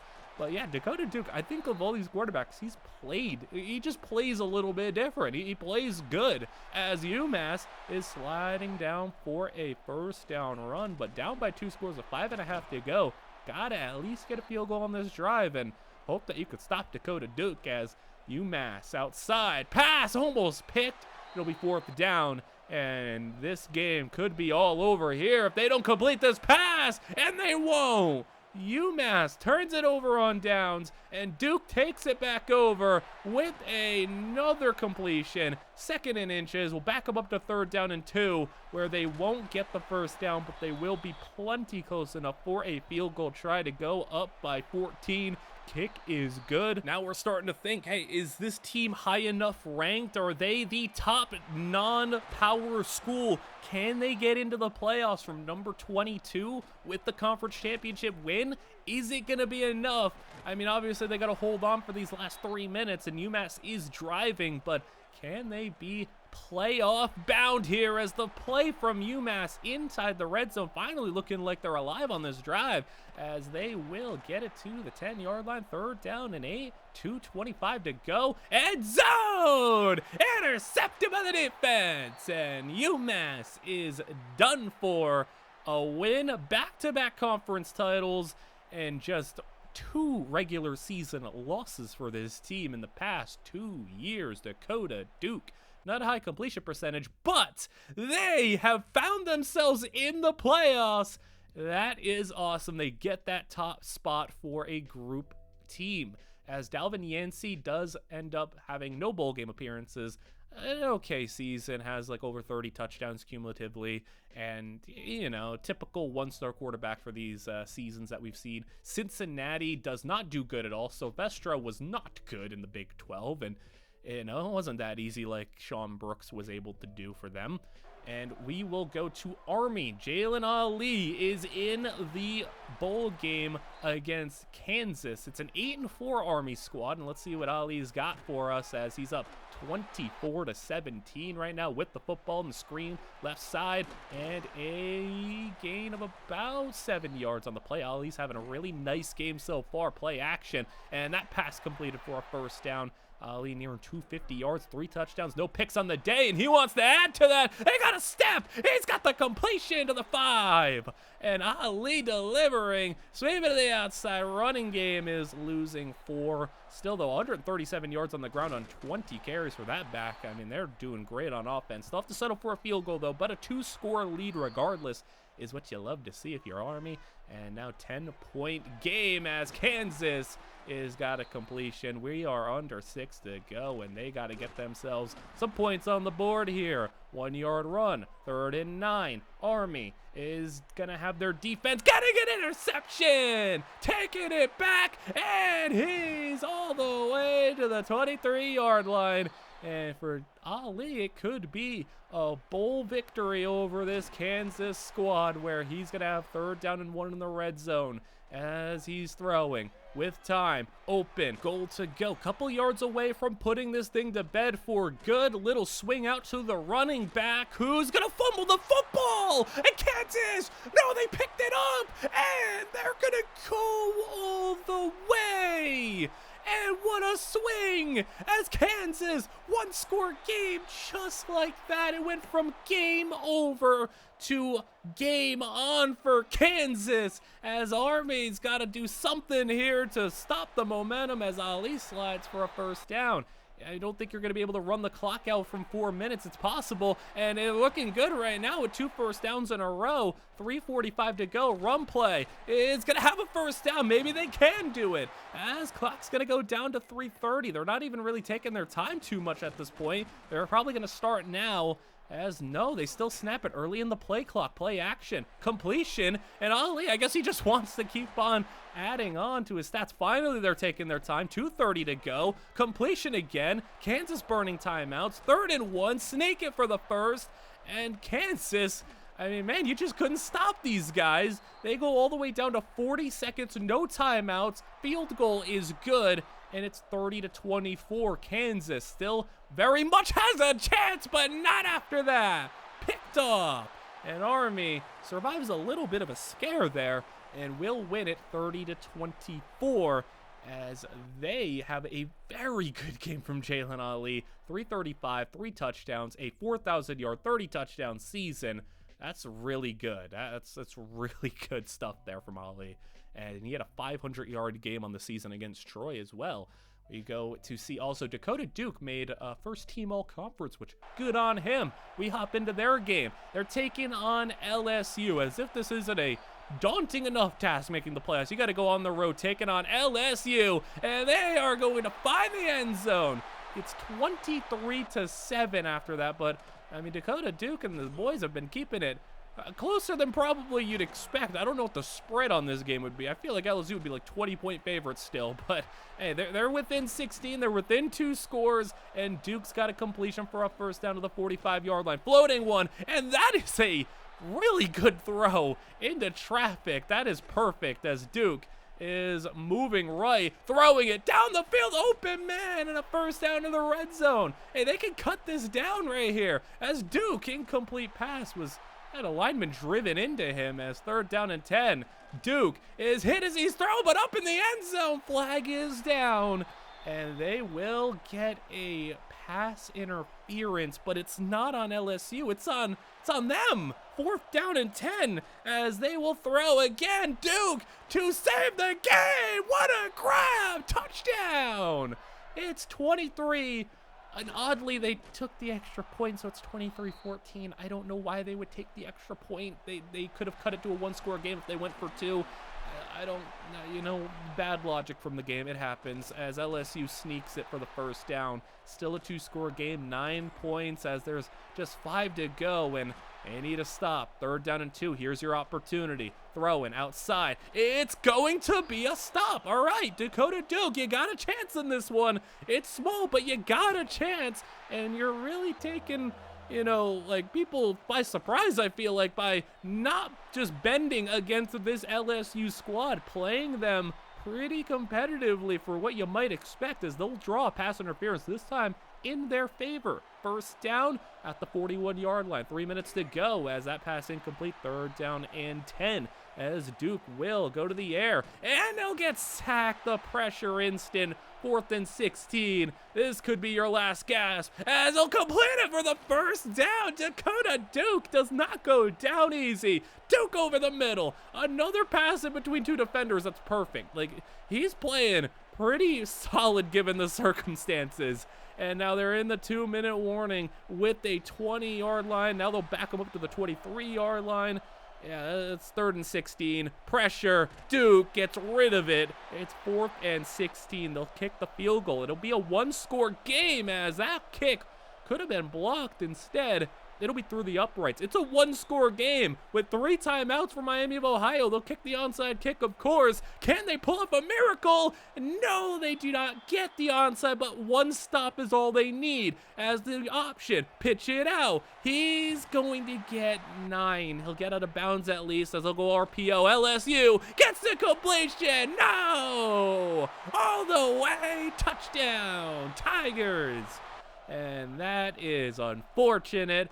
I mean, they got all their timeouts still, but yeah, they're going to have to start using them here at a 13-point deficit. I will commend the fight of Dakota Duke, though. He's playing a really good 4th quarter against an LSU squad that is just so much more talented than this team. And the fact that they aren't getting blown out right now is probably a surprise to some, as another completion. I don't know if he'll find the end zone here. 4th down, 12 seconds to go as Duke is sacked, and there's a flag. It'll be a hold. So they were just an outmatched team against the top-tier SEC opponent, but I gotta give them credit for playing them pretty tough. Like, I know it's a 13-point game, but Duke threw for 270, 2 touchdowns, no picks. Pretty solid game. How about this? 42 touchdowns, the 2 picks on the season. And he had a 6-touchdown game against Northwestern. Like, this is a pretty good quarterback, man, regardless of star rating. Like, he could transfer right now and probably be a starter at a pretty quality school. And I'd almost want to see that happen. Speaking of transferring to a pretty solid school, Jalen Ali transfers to Illinois.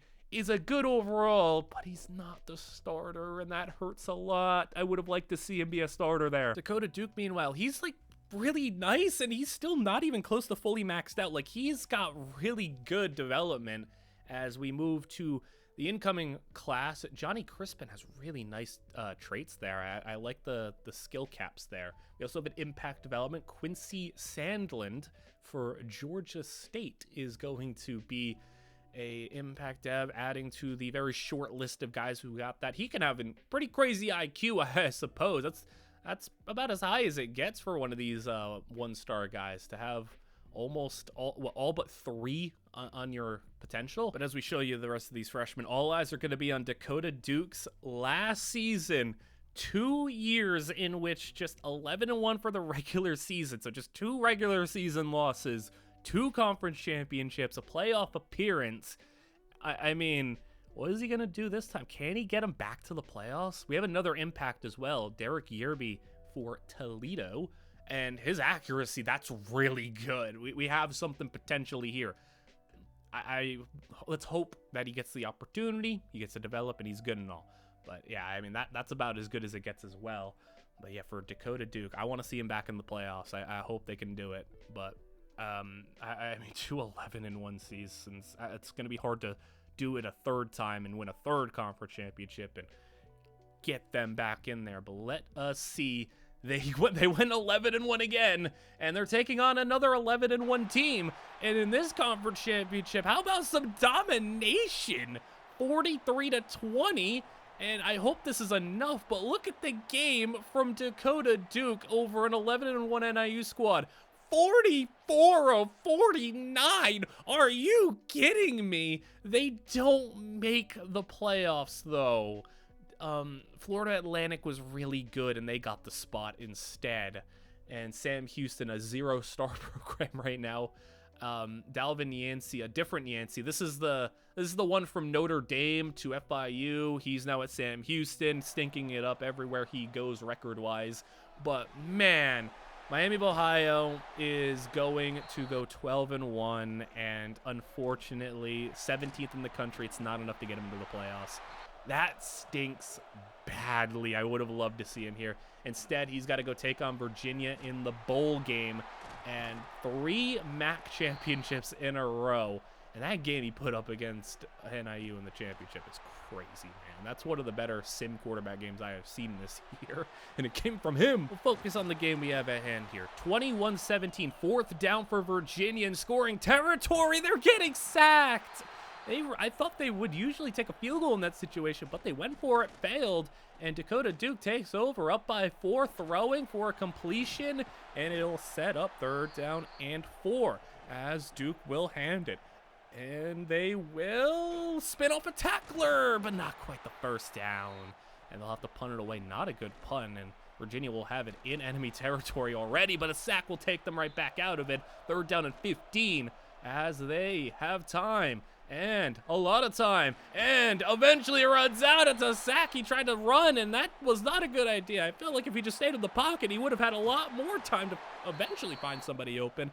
Instead, Duke takes over. They swing it outside. He stays in wide open, as usually when they run that play, the receiver just runs himself all the way out of bounds, but they had enough field for him to stay in, get the 1st down, and now Duke delivering for another 4-yard completion. 4 minutes to play, as he will throw underneath. 1st down, and he's to the 33-yard line in field goal range, as Duke is getting sacked. Loss of 6. 3 minutes to go. Blitz sent in. He'll get the completion off, but it will be 9 yards away on 3rd down. Gotta at least make sure you can stay in field goal range. It's 49 from here. He'll run, get sacked, and they'll have to punt it. They can't kick from 54, and now Virginia has a long field in front of them, but they can win this game in regulation, as they'll throw outside. Completion, stays in bounds, but doesn't really get them much extra. Right before the 2-minute warning, they go play action. 2nd down and 5. Virginia is going to have all the time in the world, find a receiver for the 1st down. 32-yard line now, as he'll go right side, and the completion again, as they've already worked themselves 40 yards down the field, and he will get tripped up and sacked. They gotta hurry back to the line. 2nd and 14 with 1:17 to go. Down the middle of the field, he's got the completion to him. He's gone. Touchdown, Virginia. And Duke, you gotta lead them on a drive to go to overtime or win it here with just a minute to go, as it'll be 3rd down and 3 early on. 48 seconds to go. 2 timeouts. Down the middle of the field. It's caught. And he's going to have it at about midfield. 41 seconds and a timeout burned, as they'll complete another pass. We know they can barely hit from 50, it looks like, so you got to get closer. Another 10 yards at least. All the time in the world to throw. He'll find a guy open for the 1st down, and with no timeouts, they had to run up and spike the ball. 37-yard line, still not close enough yet, as they now are close enough. Run back to the line, spike the ball, kick the field goal, and we are going to overtime. 24-24, can he end the career with a win, as they spin off a defender and lose 3. Unfortunate 2nd and 13, as Duke starting with the ball, and he's going to have to dig themselves out of a hole, and he does! It's a touchdown from 28 yards out! And can Dakota Duke's defense hold on for the win? Virginia taking over, 1st and 10, outside, completion, and he weaves his way through! Touchdown! Right around the defender and a 1-play score. Virginia now, they take over in the 2nd overtime, trying to go back-to-back touchdowns, as they will start with a 4-yarder. As 2nd down and 6. throwing, middle, first down and a lot more to the 6-yard line, gain of 15, goal to go, handing it off, diving in, touchdown. And now you gotta respond, but the 2-point conversion comes first as Virginia catches it. And it's 39-31 as Duke, what do you got here? Can you keep it alive? Running back is going to stay on his feet for a gain of 8. 3rd down and 2. Duke will hand it. Running back is going to get the first down. Nice patience, nice cut. Goal to go. Duke looking for the tie, blitz sent in. He's going to fire one. End zone, touchdown, Duke. 2-point conversion. Go to a shootout. It's got it. Keep it alive. 39-39. Duke with the 2-point conversions. He's got time. He's going to try to run. He's stopped. Not going to have it. Virginia for the win. Pressure. Caught. Good. And Virginia wins it in triple overtime. So close for this Dakota Duke-led squad. He threw 4 touchdowns. And man, it was a lot of fun. Once again, only 2 picks on the season, 35 touchdowns, a whole bunch of yards.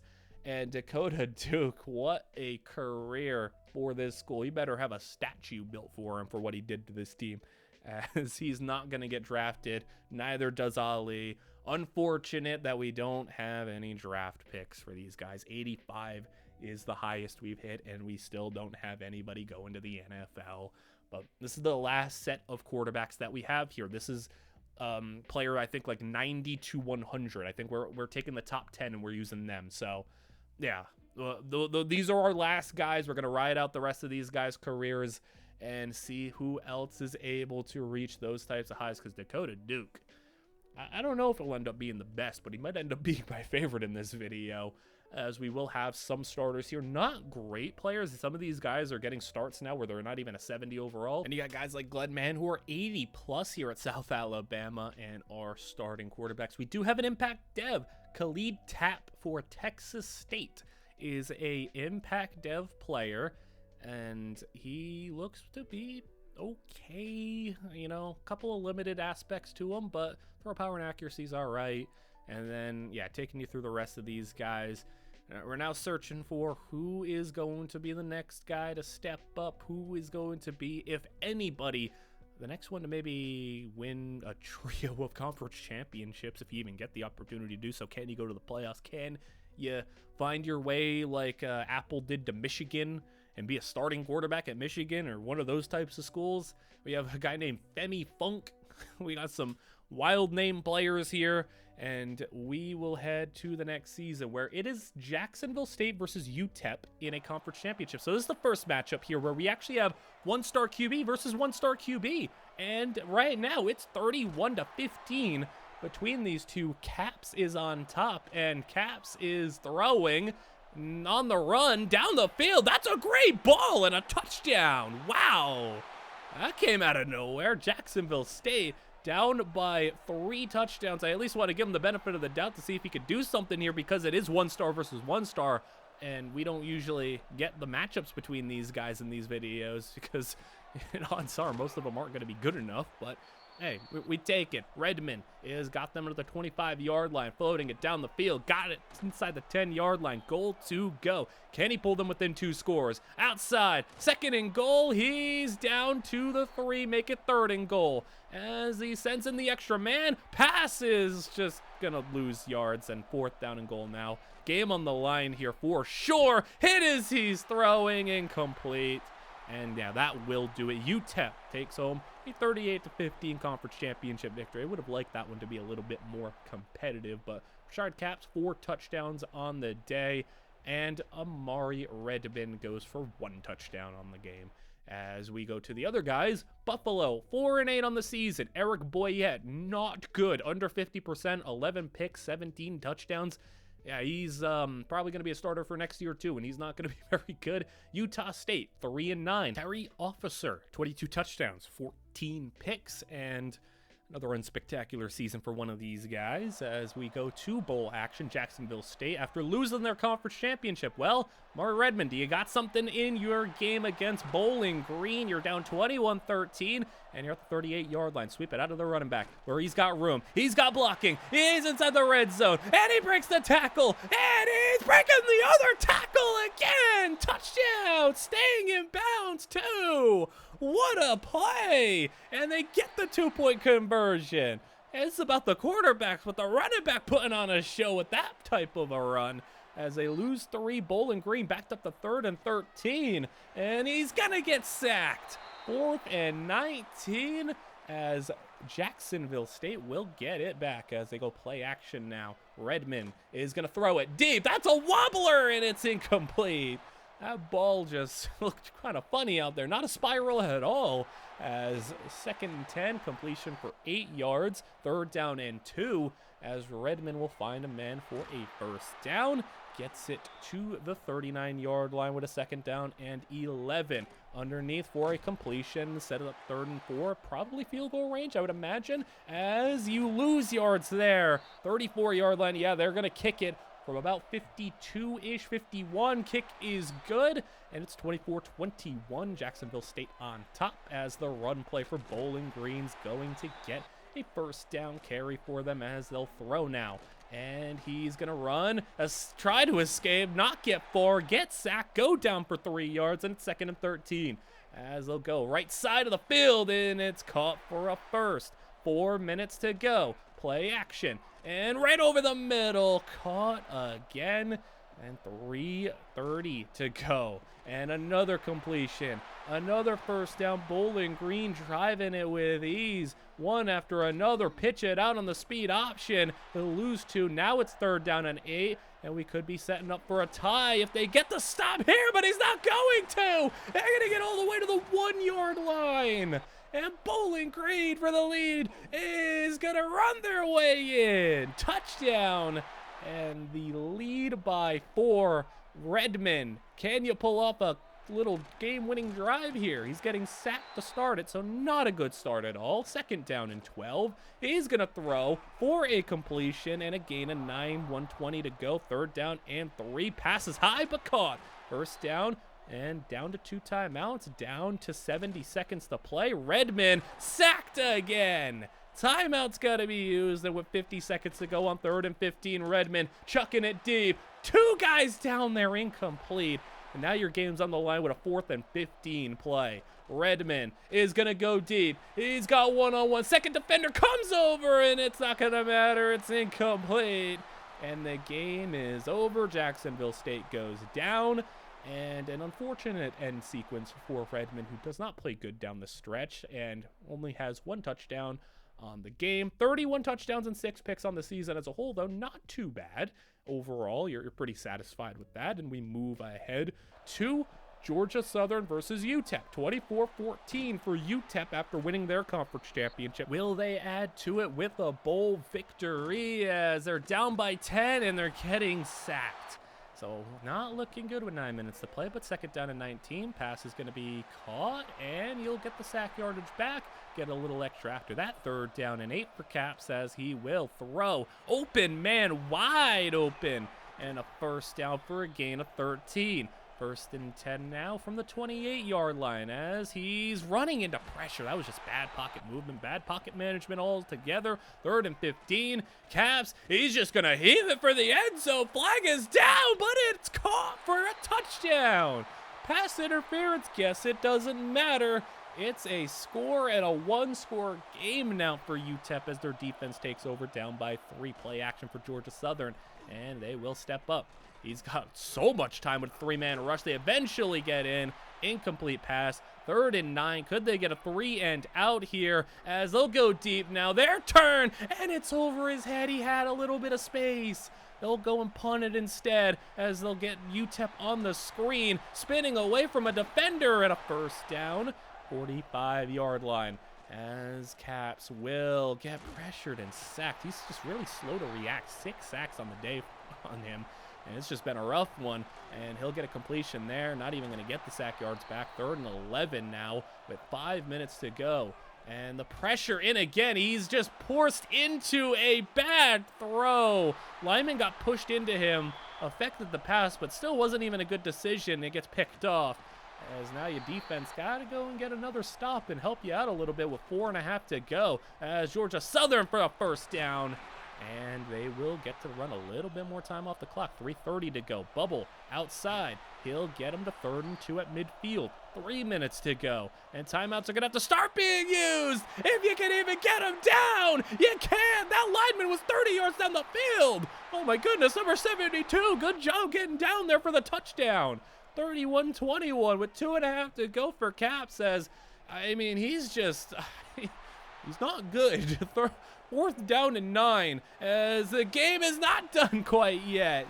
And he'll complete it for a first down to midfield as he's so slow processing, and a completion there eventually gets his man, breaks the tackle, and he'll have it to the 23-yard line. First down again. Can he find the end zone? As he's going to get him in the red zone at least, so you can settle for a field goal if needed. I don't like that they had to use a timeout there. I mean, they didn't have to. They get out of bounds there, 1st and goal, 1:40 to go. Caps will look.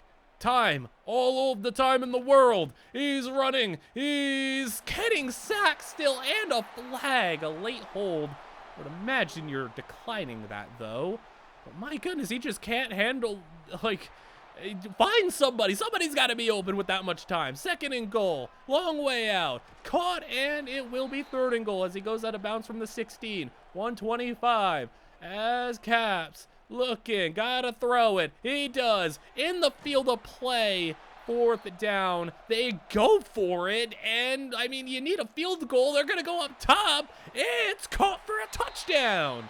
All right. Well, you got to get the onside kick because you used the timeout, which was really unfortunate.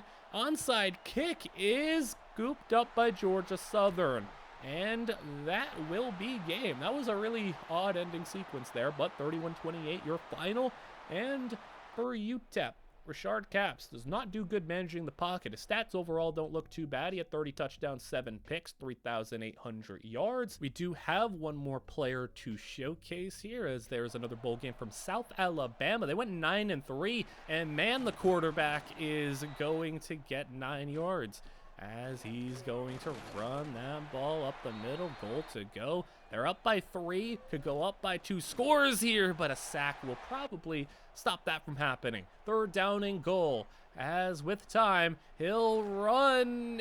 I mean, he thought about running. He got a couple of yards there, but if he would have just more so ran in a straight line, he might have got a little bit more. Probably wouldn't have gotten all the way because he doesn't seem that fast, but it's 20-14 regardless, as North Texas at 6-6, their quarterback. That pass puts him over 100 yards on the game. He's not had a very good day. And, I mean, it's not resulted in South Alabama blowing them out. If your quarterback going into the 4th quarter had like 90 yards, he should be winning by more than just 6. But it's just not been like that for South Alabama as they allow a completion for another big gain. He's got like, you know, a third of his yards just on this drive as they run for 4 yards. 5:20 to go as they're throwing down the middle. He had him open. He threw it over his head, though. And they're going to go for it on 4th down from the 30. 4th and 6. Deep pass to the end zone. Incomplete. And now South Alabama takes over a chance to go and end this game here. I doubt that North Texas would be able to come back down 2 scores.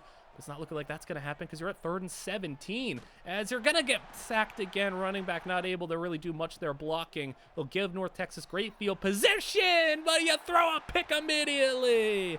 And the Jaguars take right back over, handing it off. That's a good run. First down, and they are down to 3:40 to play. Play action, and he'll throw it. Deep ball down the field. Caught!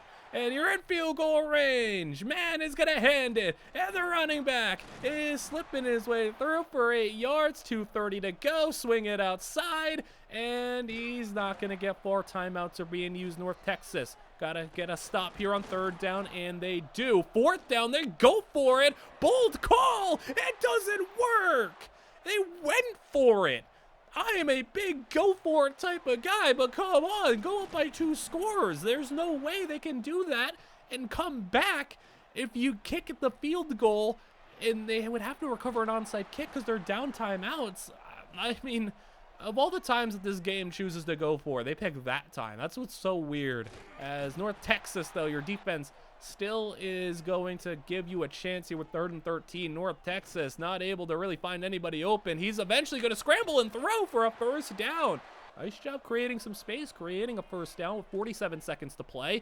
Over the middle, he's got a first down. He's past midfield, and this is getting scary for South Alabama as they'll go over the middle. And another one, they'll have to burn their timeout. It's 3rd down and 2 now as the pass for the first down is completed. He gets past the defender, and he gets out of bounds. That's huge. 11 seconds to play, 3rd down. He throws it up for the end zone.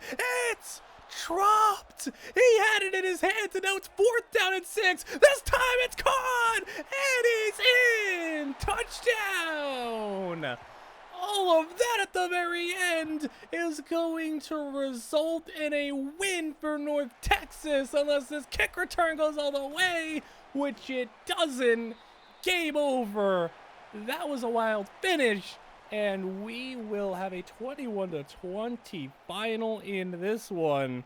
And yeah, that's just an unfortunate way for Glenn Mann's season to end, but he did not have a good bowl game. On the season as a whole, though, he almost threw for 5,000 yards in the regular season and a couple of 400-yard games, so statistically pretty nice. And we'll have some transfers for some of these guys. Kennesaw State to Appalachian State, and we'll have Buffalo to Charlotte. We'll have, how about LSU getting Quincy Sandland?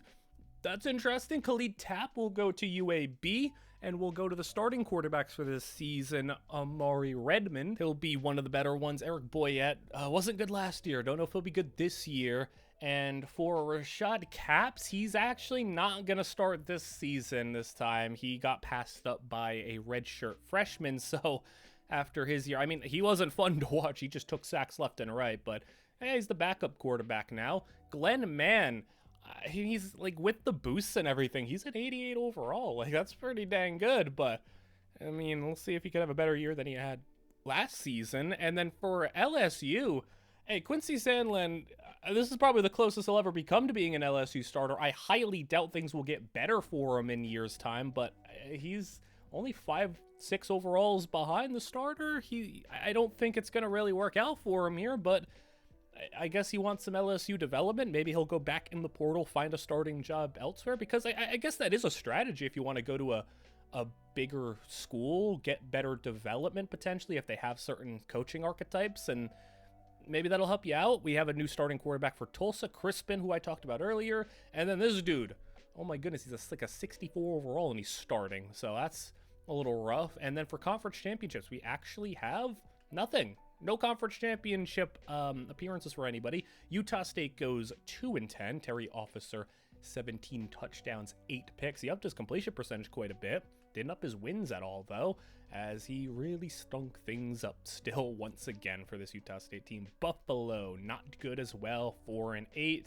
Boyette, better season-ish, maybe not. I don't know. His completion percentage and yards per attempt went down, but the touchdown interception ratio was better. Louisiana, 4-8. 66 overall for this dude who had 16 picks and 49 completion percentage. You get some ugly performances and some ugly years from these guys. But let's go into the bowl games that actually do concern our guys. Redmond is going to have a matchup against Texas State, 8-4 versus 8-4, 21-14. Your score as Texas State is going to have to punt the football away, and they get a good punt to the 3-yard line where Jacksonville State will take over with that 7-point deficit and have to go on a long drive if they want to tie this game up. As that pass caught, and he gets by a defender. Oh, is he going to go all the way? 85 yards, and no one's going to catch him. Touchdown. And it took one defender being missed, and he just took that thing all the way. Texas State's defense on the back end struggled there. I don't know where anybody was, as they then follow it up by getting sacked to start their next drive. And then the throw on 2nd and 16 is going to be a first down. But with 8 minutes to play, it's a tie game. And the momentum seemingly was going to be with Jacksonville State, but Texas State is going to do their best to come back from that as they're going down for a second sack on this drive. 2nd and 16, trying to dig themselves out of a hole again. 3rd down and 10. He's going to have time with a 4-man rush. Lot of time. Somebody is going to get open. I was about to say, if nobody got open there, that would have been ridiculous. Draw is going to get them positive yardage. 3rd down and 7. The situation from the 35 with 6:30 to play. I don't know. You should be stepping up there. There you go. Throw it right side. He had the receiver in a tough spot, but he could have caught it. Incomplete. Field goal. It's going to be no good. Field goal missed, and Jacksonville State takes over. Still tie game, and that pass caught into Texas State territory as they will go right side. Now they're in field goal range, and we'll see if they can maybe hit theirs if they got to settle. But this time, RPO, 1st down, moving ahead to the 24-yard line. He's over 300 yards on the day as the run's going to lose a yard. 3rd down and 9, 4 minutes to go. Blitz sent in, and it's going to work. Sack. Now you got to settle for a 47-yard field goal. It is good. And the Bobcats got to go and see if they can respond after missing a field goal that right now it would be a tie game if you hit it. And they're going to get a big play of 20 yards to start their drive. 3.5 to go as the run up the middle. Wide open gap has opened up for a 1st down. Their running back has got a massive day.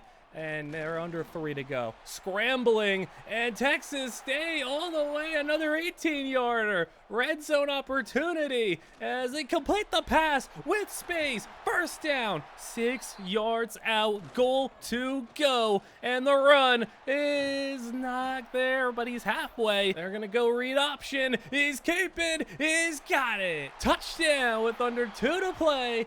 And Redmond, will you lose another bowl game? Will you lose another big game in general? You lost the conference championship. Will you lose another one? Despite being a pretty decent quarterback relative to the guys that we have had in this video, you haven't been able to come up in the big moments. He completes a pass there. 9 yards, a minute to go. Screen out is going to get them a 1st down. 60 seconds to go from the 46-yard line. Redmond is got a completion for the running back. They leave the check down open, and he's got the 1st down. They call timeout as Redmond sacked. 44 seconds, and they got 1 timeout. They set up a screen. I don't know if I love that, and I don't know if I love him reading his blocks like that. 4th down and 12. 37 seconds to play. From the 46, he's throwing it deep. It's incomplete.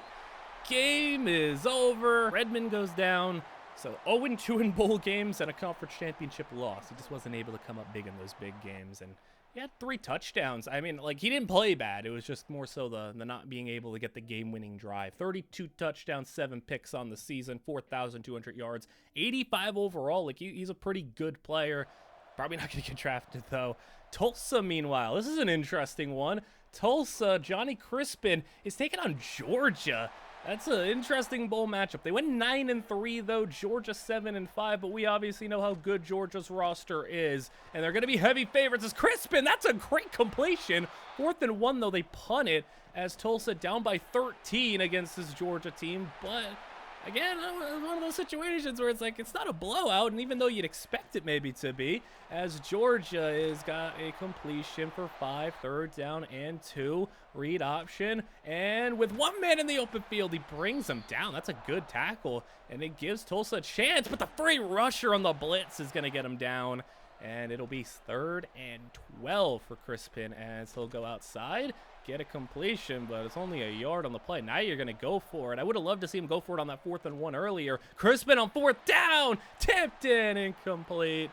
As, yeah, it doesn't look like you're going to be able to beat Georgia. Honestly, a really brutal matchup for Tulsa to get Georgia in a bowl game and a regular old bowl game to have that be a thing, as they're going to scramble. And I guess if you hold them to a field goal, it's not impossible.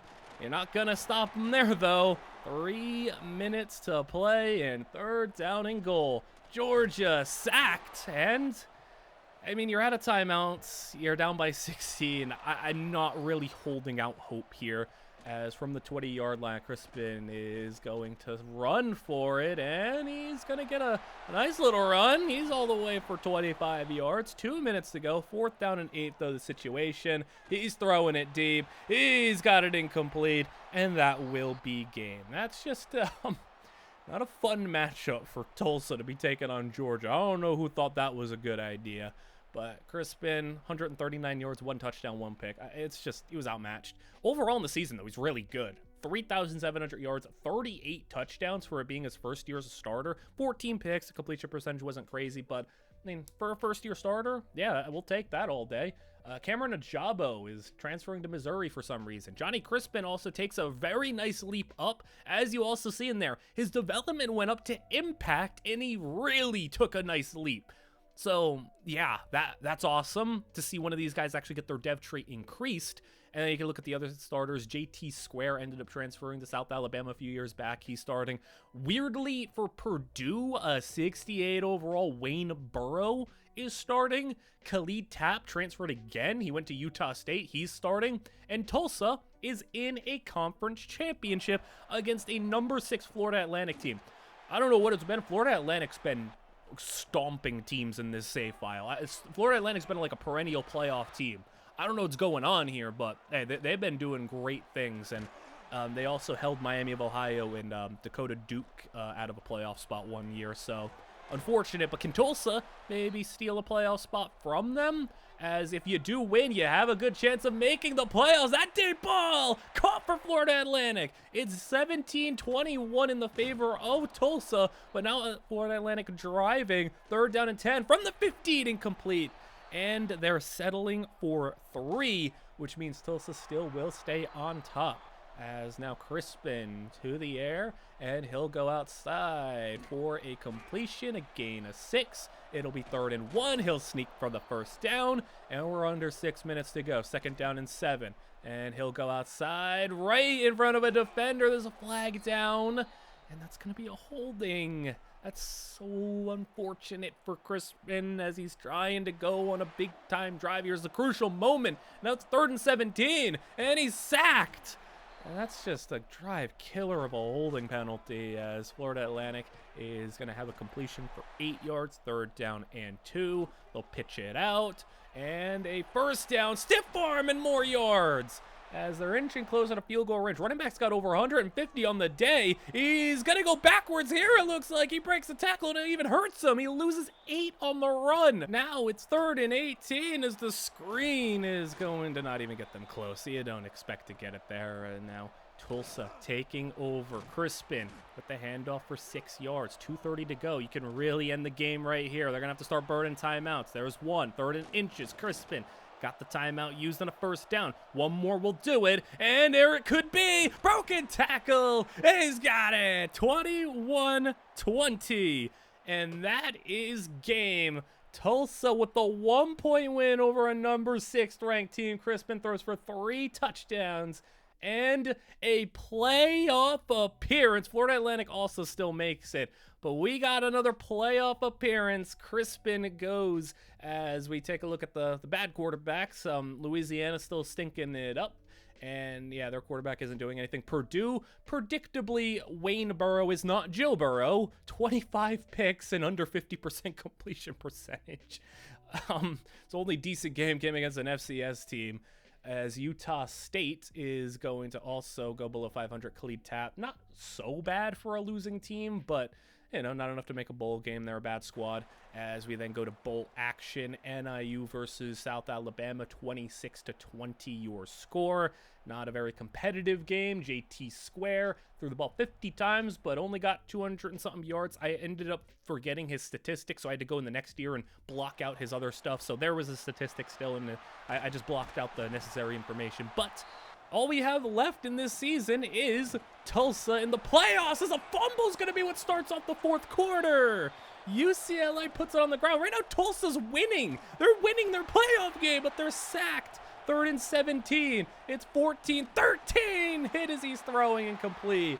And what a job it would be for Tulsa to actually go and win a playoff game as UCLA gets the completion. Their quarterback has 2 picks on the day. It's been a good job from this defense as they got a run for 8. 2nd down and 2. Draw play. 1st down and more as they are well within field goal range. Running back over 100 yards. Run it again. He's got another gain of about a yard as they go throw it now. 7 minutes to go. Is a pass caught inside the 10. And now with goal to go, it's throwing for the end zone. Touchdown UCLA.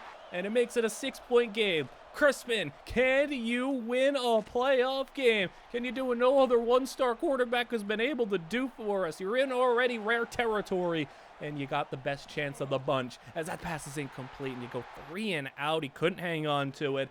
And now UCLA taking over, but a sack. And the defense is actually playing pretty good, all things considered. That throw underneath, I mean, you're not going to get much. 4 yards, 3rd and 12 as you throw it. And he's throwing it deep. 1-on-1, incomplete. Nice stop. Crispin gets a chance at it from the 31. 1st and 10, and the pressure, and again, sacked. 2nd and 19. They'll throw to get themselves out of that hole that the sack created. They'll get it to 3rd down and 7. Not too bad with 3:30 to play. Pass to the outside. Caught for the 1st down. That's huge. They're finally starting to move the chains a little bit. Handing it off. Run game loses 2. Now we're under 3 to go. 45-yard line, 3rd down and long. And the screen set up. You'll have to probably go for it. No, they punt it. Trusting their defense, I guess. But, man, I mean, you have an opportunity here to actually pull off something amazing. Can you get the stop, though? Juke move from UCLA. He gets out of bounds. At least saves you a timeout if they get the 1st.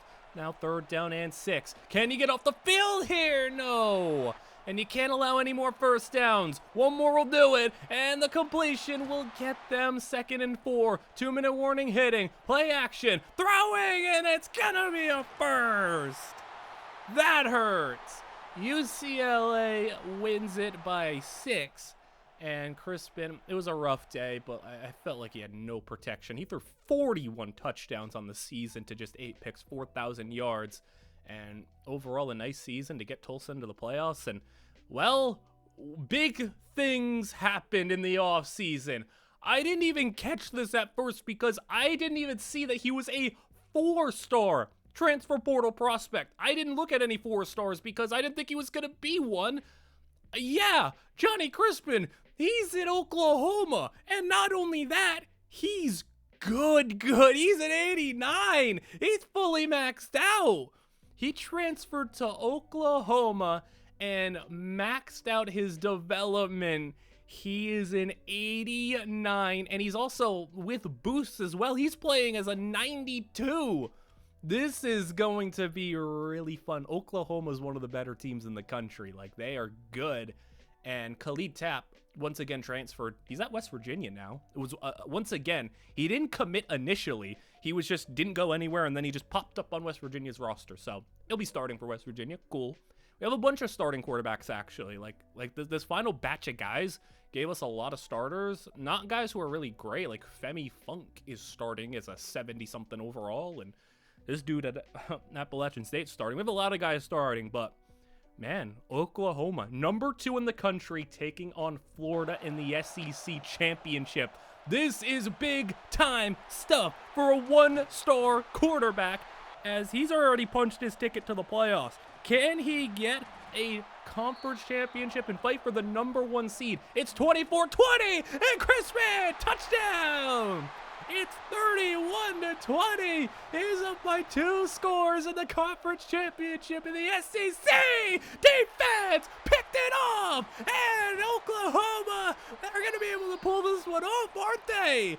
This is looking all bad in the 1st minute for Florida. Crispin to the air. Can he go up by 3 scores? He's got a completion to the 3-yard line. 3rd down and 1. Handing it off. It's a 1st down. Down to the 1 goal to go. Handing it off once again, and that's going to be stopped in the backfield. All right, can you find the end zone, though, this time? No, you can't. You're probably going to have to go to the air. Crispin, what do you got? Clutch moment for you. Quick pass. Touchdown. Oklahoma up by 3 scores with 7 minutes to go. This is massive. they might be able to go in and get the #1 seed with the SEC championship. And at the very least, they're getting a first round bye with a victory here. They just got to hold on with 6 minutes to go, as the pass to the outside is going to be 8 yards, and they'll get out of bounds as they go run play. They'll let them run it all day. Even if it gets them a first down like that, you can keep on running this clock. We're down to just over 5 minutes. Completion, tackling them in the field of play, shy of the first down, as they go with a run again. And this one a little bit bigger, and it will be a gain of 13. Under 4.5 to go. They are making them eat up time on this drive. Run play all the way to the 10-yard line, as now we're under 4. As this one could be slipping away. Florida incomplete, 3rd and goal. You need a perfect game if you want to win, and that's a nice start. Touchdown, Florida. And it'll be an 11-point game. You have the timeouts for one stop, but you're probably going to need an onside kick. Here's the one try again. It's off an Oklahoma player. Florida recovers.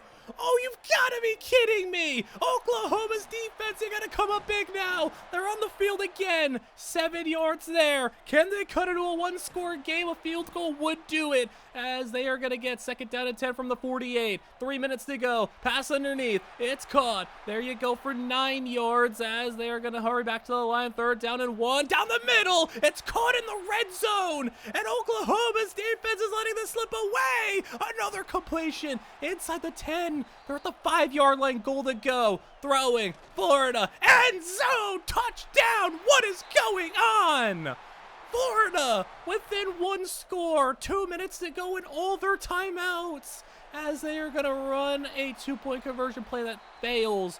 They don't kick an onside this time. They're just going to ride out their defense. As Crispin, he left the field up by 18. What is this? He's only up by 5. Crispin, 2nd down and complete. 3rd and 12. He needs to convert here. He needs something big as he completes the pass. And it's enough for the first down. One more can do it. Read option. Crispin is going to take a shot, but he hangs on. And now 2nd down. Pitch it to the running back. Not going to happen. 3rd down and 11. They're out of timeouts. Crispin to the air. Completes the pass, and it's short of the first down. Florida has a chance. Only a minute to go and no timeouts, though. Deep pass. Florida incomplete. Receiver had it in his hands, but now under a minute to go. 70 yards away. That pass got for just a yard. They're up to hurry it back to the line. 44 seconds to go. It's going to be caught on the outside. I don't know if he got his feet in, but they say catch. 40 seconds. Pass to the outside's going to be caught, and they are down to just 30 seconds to play. 2nd down and 6, midfield, as they will spike it 30 on the dot, as they'll drop to throw now. 3rd down and 6, down the middle of the field. Oh, he caught it in a spin move. Oh, it's gone. Touchdown, Florida. Are you kidding me? They got the lead, and the 2-point conversion, no good, but who cares? They're on top. They were down by 18 with under 4 minutes to play, and they're gonna win this game by 1 point. I don't believe it. Crispin walked off the field with an 18-point lead with like 7 minutes to play. When he touched the ball again, there was 2 minutes and he was up by 1 score. Now, luckily, they actually still get a first-round bye. They just get the 4 seed instead. How about also an all-SEC first team? That's pretty impressive as well. This dude has started at Louisiana for 3 years and has stunk all 3 years. That's impressive. I feel bad for any Cajun fans out there. JT Square, 33 touchdowns, 10 picks, over 4,000 yards. No bowl game. That's unfortunate for them. Purdue for Mr. Not Joe Burrow. I mean, better year, not good still. Purdue being incapable of getting a competent starting quarterback is kind of crazy. Appalachian State also struggling, even though their quarterback 31 touchdowns. I mean, a lot of guys on this tail end of the video not making bowl games, just not able to get the job done. Akron 3-9, as I mean, you got a dude named Femi Funk running your team. I don't think you're expecting very much. And yeah, he doesn't get them much at all in terms of wins and losses. UTEP 3-9. Kevin Shaw, 22 touchdowns, 8 picks. Again, no bowl game, no nothing for these guys.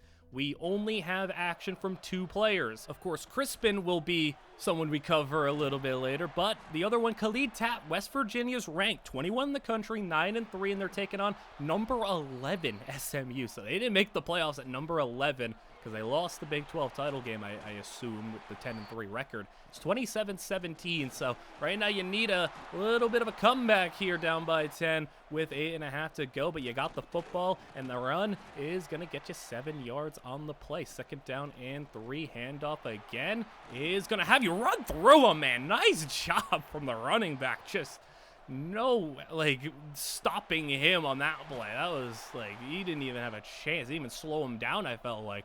3rd down and 6 as Tapp is going to scramble. He's got the 1st down, and he's got the touchdown.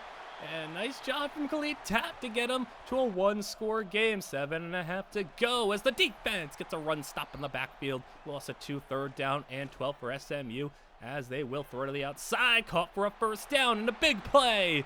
26 yards as SMU, another stop in the backfield on the ground for them. So they're not able to run the ball, but their passing game has been helping them out here. 3rd down and 12. Can they get the job done again? They're going deep, 1-on-1, and it's incomplete. Tapp's going to get a chance at it. 5.5 to go as they toss it out. And he'll get not much really there as they'll set up 3rd down and 8. Tapp throwing it deep. He got hit after taking that shot down the field, and it's incomplete.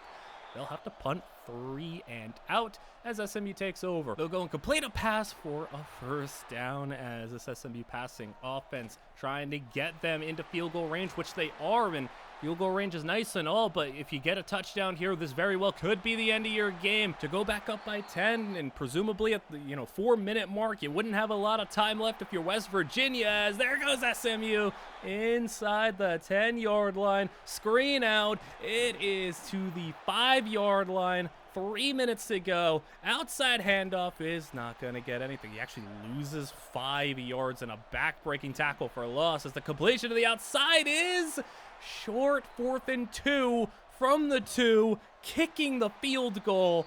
That's one where it's like if you go for it, you can just end the game. You can game end them right there. And I understand wanting the 6-point lead, though. Khalid Tapp, what do you got in a game-winning drive potential? As it'll be 4th down and 2. You could just go 4 and out immediately. They'll run it, and they don't get it. That is ridiculous, as they are going to go 4 and out. And yeah, now SMU runs it. It will be to the 1-yard line. They can run out the clock here. Instead, they'll run it in for a touchdown and end the game with a victory, 37-24. So unfortunate for Khalid Tapp, but we are on to very exciting things here, as Tapp does throw 39 touchdowns, 6 picks. That's a really good season for him. But Johnny Crispin, Oklahoma, 2nd round matchup after a 1st round bye. They're taking on number 5 Penn State. We have not had a 1-star quarterback win a playoff game here. Can it be the one to do it? Can it be him? As they are losing right now, but on 4th down, they'll be able to kick a field goal. It'll be 16-14, Oklahoma on top. Penn State with the football. Pass to the outside. It's going to be a loss of 1 yard. 8 minutes to go. Pump fake. Throw it down the middle of the field. Incomplete. And a 3 and out for the Oklahoma defense in great field position for Crispin, as he's got to sweep it out for a loss of 2. 3rd down and 11 after a 1-yard gain. Crispin down the middle of the field. Completed. 1st down. And a huge conversion to get them into scoring range as the RPO tight end got it for a 1st and more as he gets it to the 20-yard line. As they go RPO, now a wide open man on the left side of the field, and it'll be to the 14-yard line. 2nd down and 3. Pass is going to be left and right and middle. He's going every which way and completing them every single time, and this one's completed, but it's to the defense in the end zone. Picked up by Penn State, and that's a costly one. That was your chance to go up by 2 scores, and you throw it away. Oklahoma's defense now has got a 3rd down and 3 situation with under 5 to go. Penn State is stepping up and throwing. 1st down. And they keep their drive alive. Now a quick draw. Quarterback, little auto room. First and 10, as now they got it with 4 to go in a run play, and they run through a defender and they're in field goal range. And now Penn State can really start to milk this clock if they want to. He's got a nice run to 7 yards on the outside, under 3 to go, and here's where they start running the clock as another first down. 2:30 to play. Oklahoma, look at that stop! Big play! 2nd and 14. 2-minute warning approaching as they sweep it to the outside. Big run again. And it's 3rd and 1. 2-minute warning. Handoff. He's got the first down. Inside the 5. Down to the 2. Goal to go. And Penn State. One more run. Touchdown. And Johnny Crispin, you got 90 seconds in a playoff game. Can you be a one-star quarterback to being a playoff hero for Oklahoma? Crispin is stepping up into a sack. Loss of 3. 60 seconds to go, and you got to go 83 yards. And that's a great play. First down. Don't count them out yet. Completion. We're down to 60 seconds, and they got 57 yards of field in front of them. One timeout. Crispin for a first down. And now they're at midfield. Hurrying it back to the line. 2nd and 10 after the spike. That pass is caught for a little bit more. 3rd and 2. 35 seconds. He's throwing it deep. One-on-one. Incomplete. 4th and 2. 30 seconds, and they're running the ball, and they're going to get the first down, but they got to burn that final timeout. 35-yard line. Crispin. It's 10 yards, but no first down. Hurrying it back to the line. They spike it. 13 seconds and a completion. He breaks the tackle and gets out of bounds. 10 seconds. 15 yards away. Crispin outside of the end zone. One-on-one. Caught. Touchdown. Sooners. And it's a hero today. Playoff victory for Oklahoma. 5 seconds to play. One more shot for Penn State, and it is done. He wins the playoff game in the clutch. What a drive. He went 83 yards in a minute and a half and wins it with just a couple of seconds to go. Johnny Crispin is going to the semifinals, and in front of him is a 14-0 number 1 ranked Clemson squad, who's up 14-10 right now as they throw for the end zone. That pass could have been picked. Instead, it's incomplete. 3rd down and 3. Clemson in scoring territory as they're going to throw it out of bounds to just preserve a short field goal try.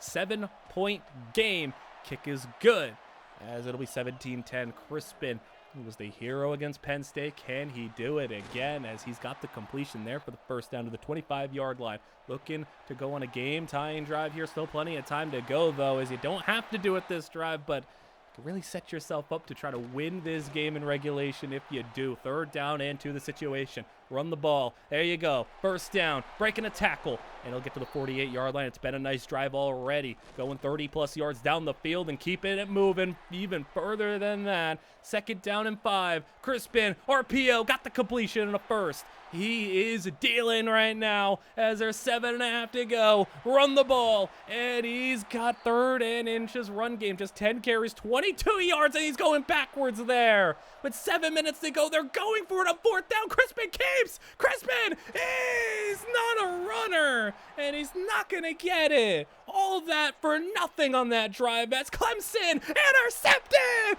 Right back at you. The Clemson defense has got to come back out on the field. Oklahoma gets the takeaway, and Crispin catches a bit of a break from his team as there you go. Complete the pass. You were right where you were previously. 31-yard line. 2nd down and 5. That pass is caught for a first down to the 25-yard line. Crispin hands it off, and that run is going to get him about 4 yards on the play. 21-yard line. Under 6 minutes to play. Crispin with the screen. That's going to get for a first down, and this offense is moving once again. Another quick pass, another catch, and another about 7-yard gain as they go play action from the A. Crispin! Touchdown!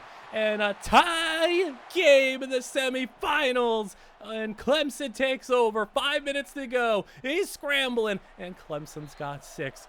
How crazy would it be to win a national championship? You still got a long ways to get there, though, as you gotta go and get past Clemson, and then whoever's waiting for you on the other side, Clemson, and they might not even let it happen, as they're in Oklahoma territory, 41-yard line, bubble screen, and nice tackle from the Oklahoma defense. He's up over 100 yards receiving, but it's 3rd down and 8. 3:20 to play. That pass is knocked away. 4th down, field goal try. Kick is no good! No good on the field goal! Crispin, good field position, and the run game. Oh, they can pull this off. 3 minutes to go. Outside, it's caught, and he's reaching 3rd and inches. Come on, 1st down there. He's gonna get it. Crispin's making all the right decisions on the RPOs. 32-yard line. Another one. Another completion. Another good gain. 9 yards. As it's the 2-minute warning. Clemson's got to start burning timeouts. And they aren't going to do it there. 1:30 to play. 3rd down and 3. And it's a 1st down and more. Touchdown! Oklahoma! This might actually happen. Defense, Oklahoma, can you shut them down? 24-17 with a minute to go. 3rd down and 6 for Clemson. It's caught but short. 4th and 1. It could be all over right here. Come on. Clemson deep middle. It's caught.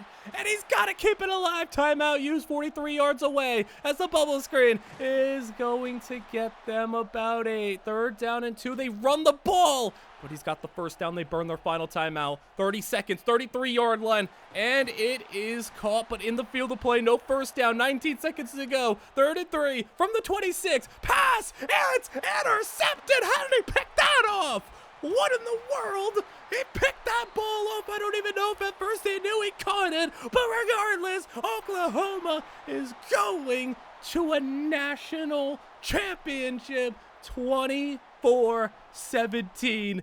They take out the undefeated Clemson, #1 team in the country. Johnny Crispin is taking on USC. USC is 14-1. They actually beat Florida in the semifinals to get there. Would have been fun to see a matchup of the SEC title game all over again after what happened. Instead, it's USC 19-14 on Oklahoma, and they got the football in scoring position. 24-yard line as USC is going to run it. Trojans got a 3rd down and 7 situation as they'll drop the throw. Over the middle, it's caught for a 1st down. And inside the 10.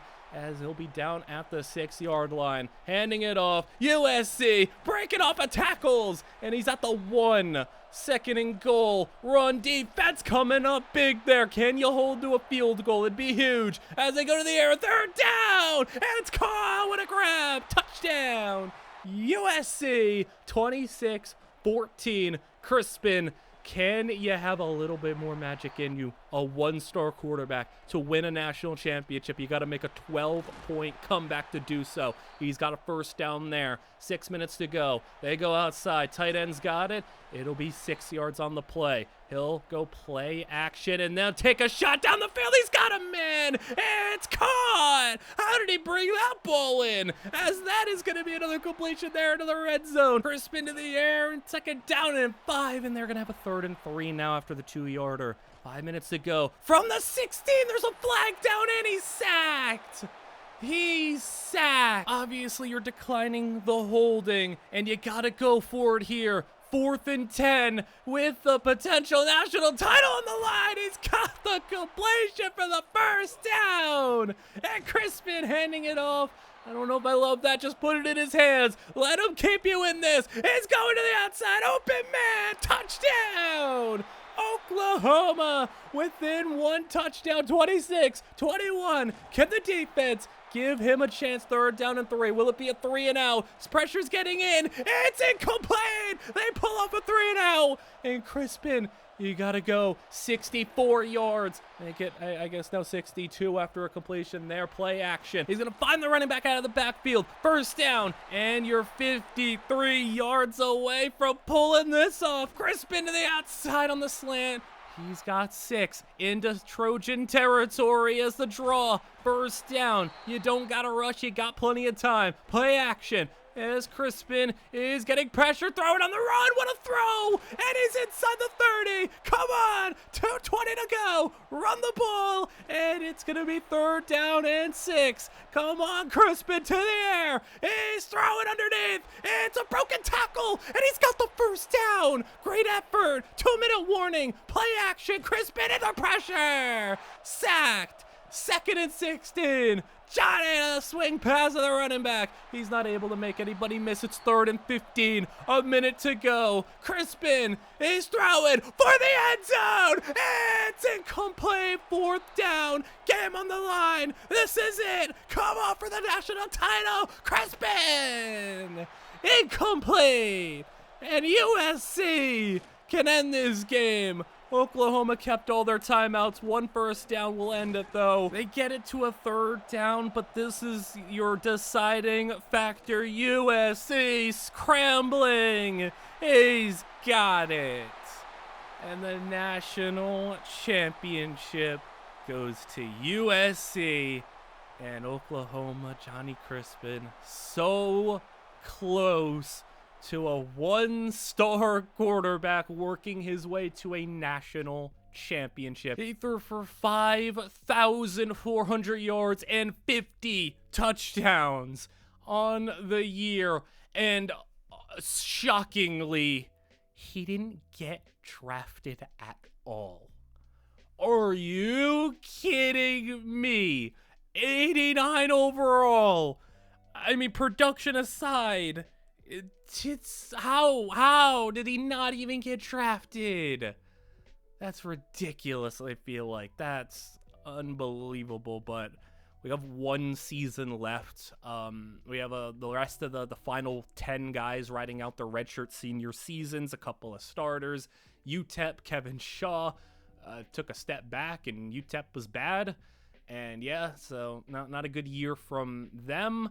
And then Akron Femi Funk goes 1-11 and has 14 touchdowns all year.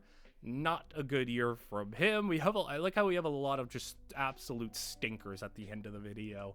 This dude for Appalachian State, he actually had a good year last year, but not so much this year, as Appalachian State doesn't go to a bowl game either. We have 1 bit of bowl action. West Virginia went 10-2, number 17 in the country. Just missed out on a Big 12 championship appearance. Instead, they get stuck in the Alamo Bowl against a 6-6 Oregon State team. This is an Oregon State team that, despite being 6-6, is winning 12-10 over a ranked Khalid Tapp. So Tapp, had a really nice year last year for West Virginia, took them to the top 25. This year, once again, top 25, a double-digit win season. And yeah, I would hope he can come out here and end this video on a high note, because this is your last game of the video before we get into all the fun stuff, the stats, the info, all the things that I've accumulated throughout this video. As I'm going to go 2nd down and 5 run play. That is going to be 1st down and 10. He's going to just go play action, check it down to the running back, and it will be about a 5-yard gain. So you're in roughly field goal range here. 3rd down and 5. He throws a pick. And Tapp is going to watch his defense have to come back out there on the field. 6 minutes to go and needing a stop here. I guess you can hold them to a field goal as well. That would be acceptable, but Oregon State running and a 1st down to about midfield as they will go play action. They'll throw down the middle of the field, splits the safeties, and he's gone. Touchdown. Oregon State has a 2-score lead on a number 17 ranked West Virginia squad as Khalid Tapp is threatening to make this be a very ugly ending to the video. 4th down and 8. He's going to throw an incomplete pass. And Oregon State is going to complete their throw. They're in the red zone now. Make it inside the 10. A fumble. And they could pick it up. Oregon State keeps it. As it goes a goal to go. 4th down. They'll just end up settling for 3. But yeah, it's 22-10. West Virginia, this is a flat way to end it here, as they're not able to do anything right now. They're down to 2 timeouts. I guess he can pull off a miracle here, but I don't know if I really believe in it with the play that I've seen from these guys so far. 3rd down and 7. Tapp is going to throw outside for 1st down. And it will be. Timeouts burned. 1:30 to go. Tap down the middle. Caught for a first down to the 24. Tap is going to go for the end zone now. And it's picked off. And that is game. Well, it was ugly for West Virginia. 22-10. Number 17 team goes down to a 6-6 squad. Tap throws 2 picks in that one, which means we are all wrapped up. Like I said, I mean, there was a lot of stuff you didn't see of just these, a majority of these quarterbacks just kind of riding the bench for their whole careers. And I mean, obviously there's nothing really to show there. I showed you anyone who started, anyone who played a game. You got to see eyes on anyone who was important. You got to see, but now we go to the final section. We get all the stats, all the info from these guys, where you could see what 101 star quarterbacks look like. I mean, it was a little bit hard to figure out the whole scouting situation, but 9 gem quarterbacks, which resulted in 9 impact dev quarterbacks. When it comes to these 1 stars, if you find a gem, most likely they are going to be impact dev, but there was no stars, no elites. The only other gems you can really get that are normal devs, if you see like some unusually high overall, and we didn't have any quarterbacks in this video that were like true freshman quarterbacks, non-athletes, because athletes do get kind of a jacked overall if you're a 1-star athlete quarterback. Athletes just have a more jacked overall because of their athletic traits, obviously, but there were no like true quarterbacks that were like a 60 overall 1-star. So we had 9 gems, 9 impacts, which means 91 normal dev players. It is hard to find a star in elite. Maybe one of these days I'll just do a video where I just completely keep on simming until I find an elite or a star as a 1-star. It's just really difficult. But the big thing is how good do these players end up getting? And the average quarterback as a 1-star, 52 overall. The high that we seen between all these guys was 56. The lowest that we seen was a 49. So pretty small range. Like, we didn't see any abnormally high or abnormally low guys. Like, I think I've seen, at least last year, I don't know how it's going to be this year. Last year, though, I've seen like 46. I've seen 47. Definitely seen 48. But lowest today was 49. Year 2, you go up to a 59 overall. You're going to see pretty significant jumps when you're a 50 overall, because even jumping up 10 when you're a 50 overall, you're still not good. I mean, the average career jump was roughly 22 overalls. Like, and they still, a lot of them weren't good. 65 by year 3.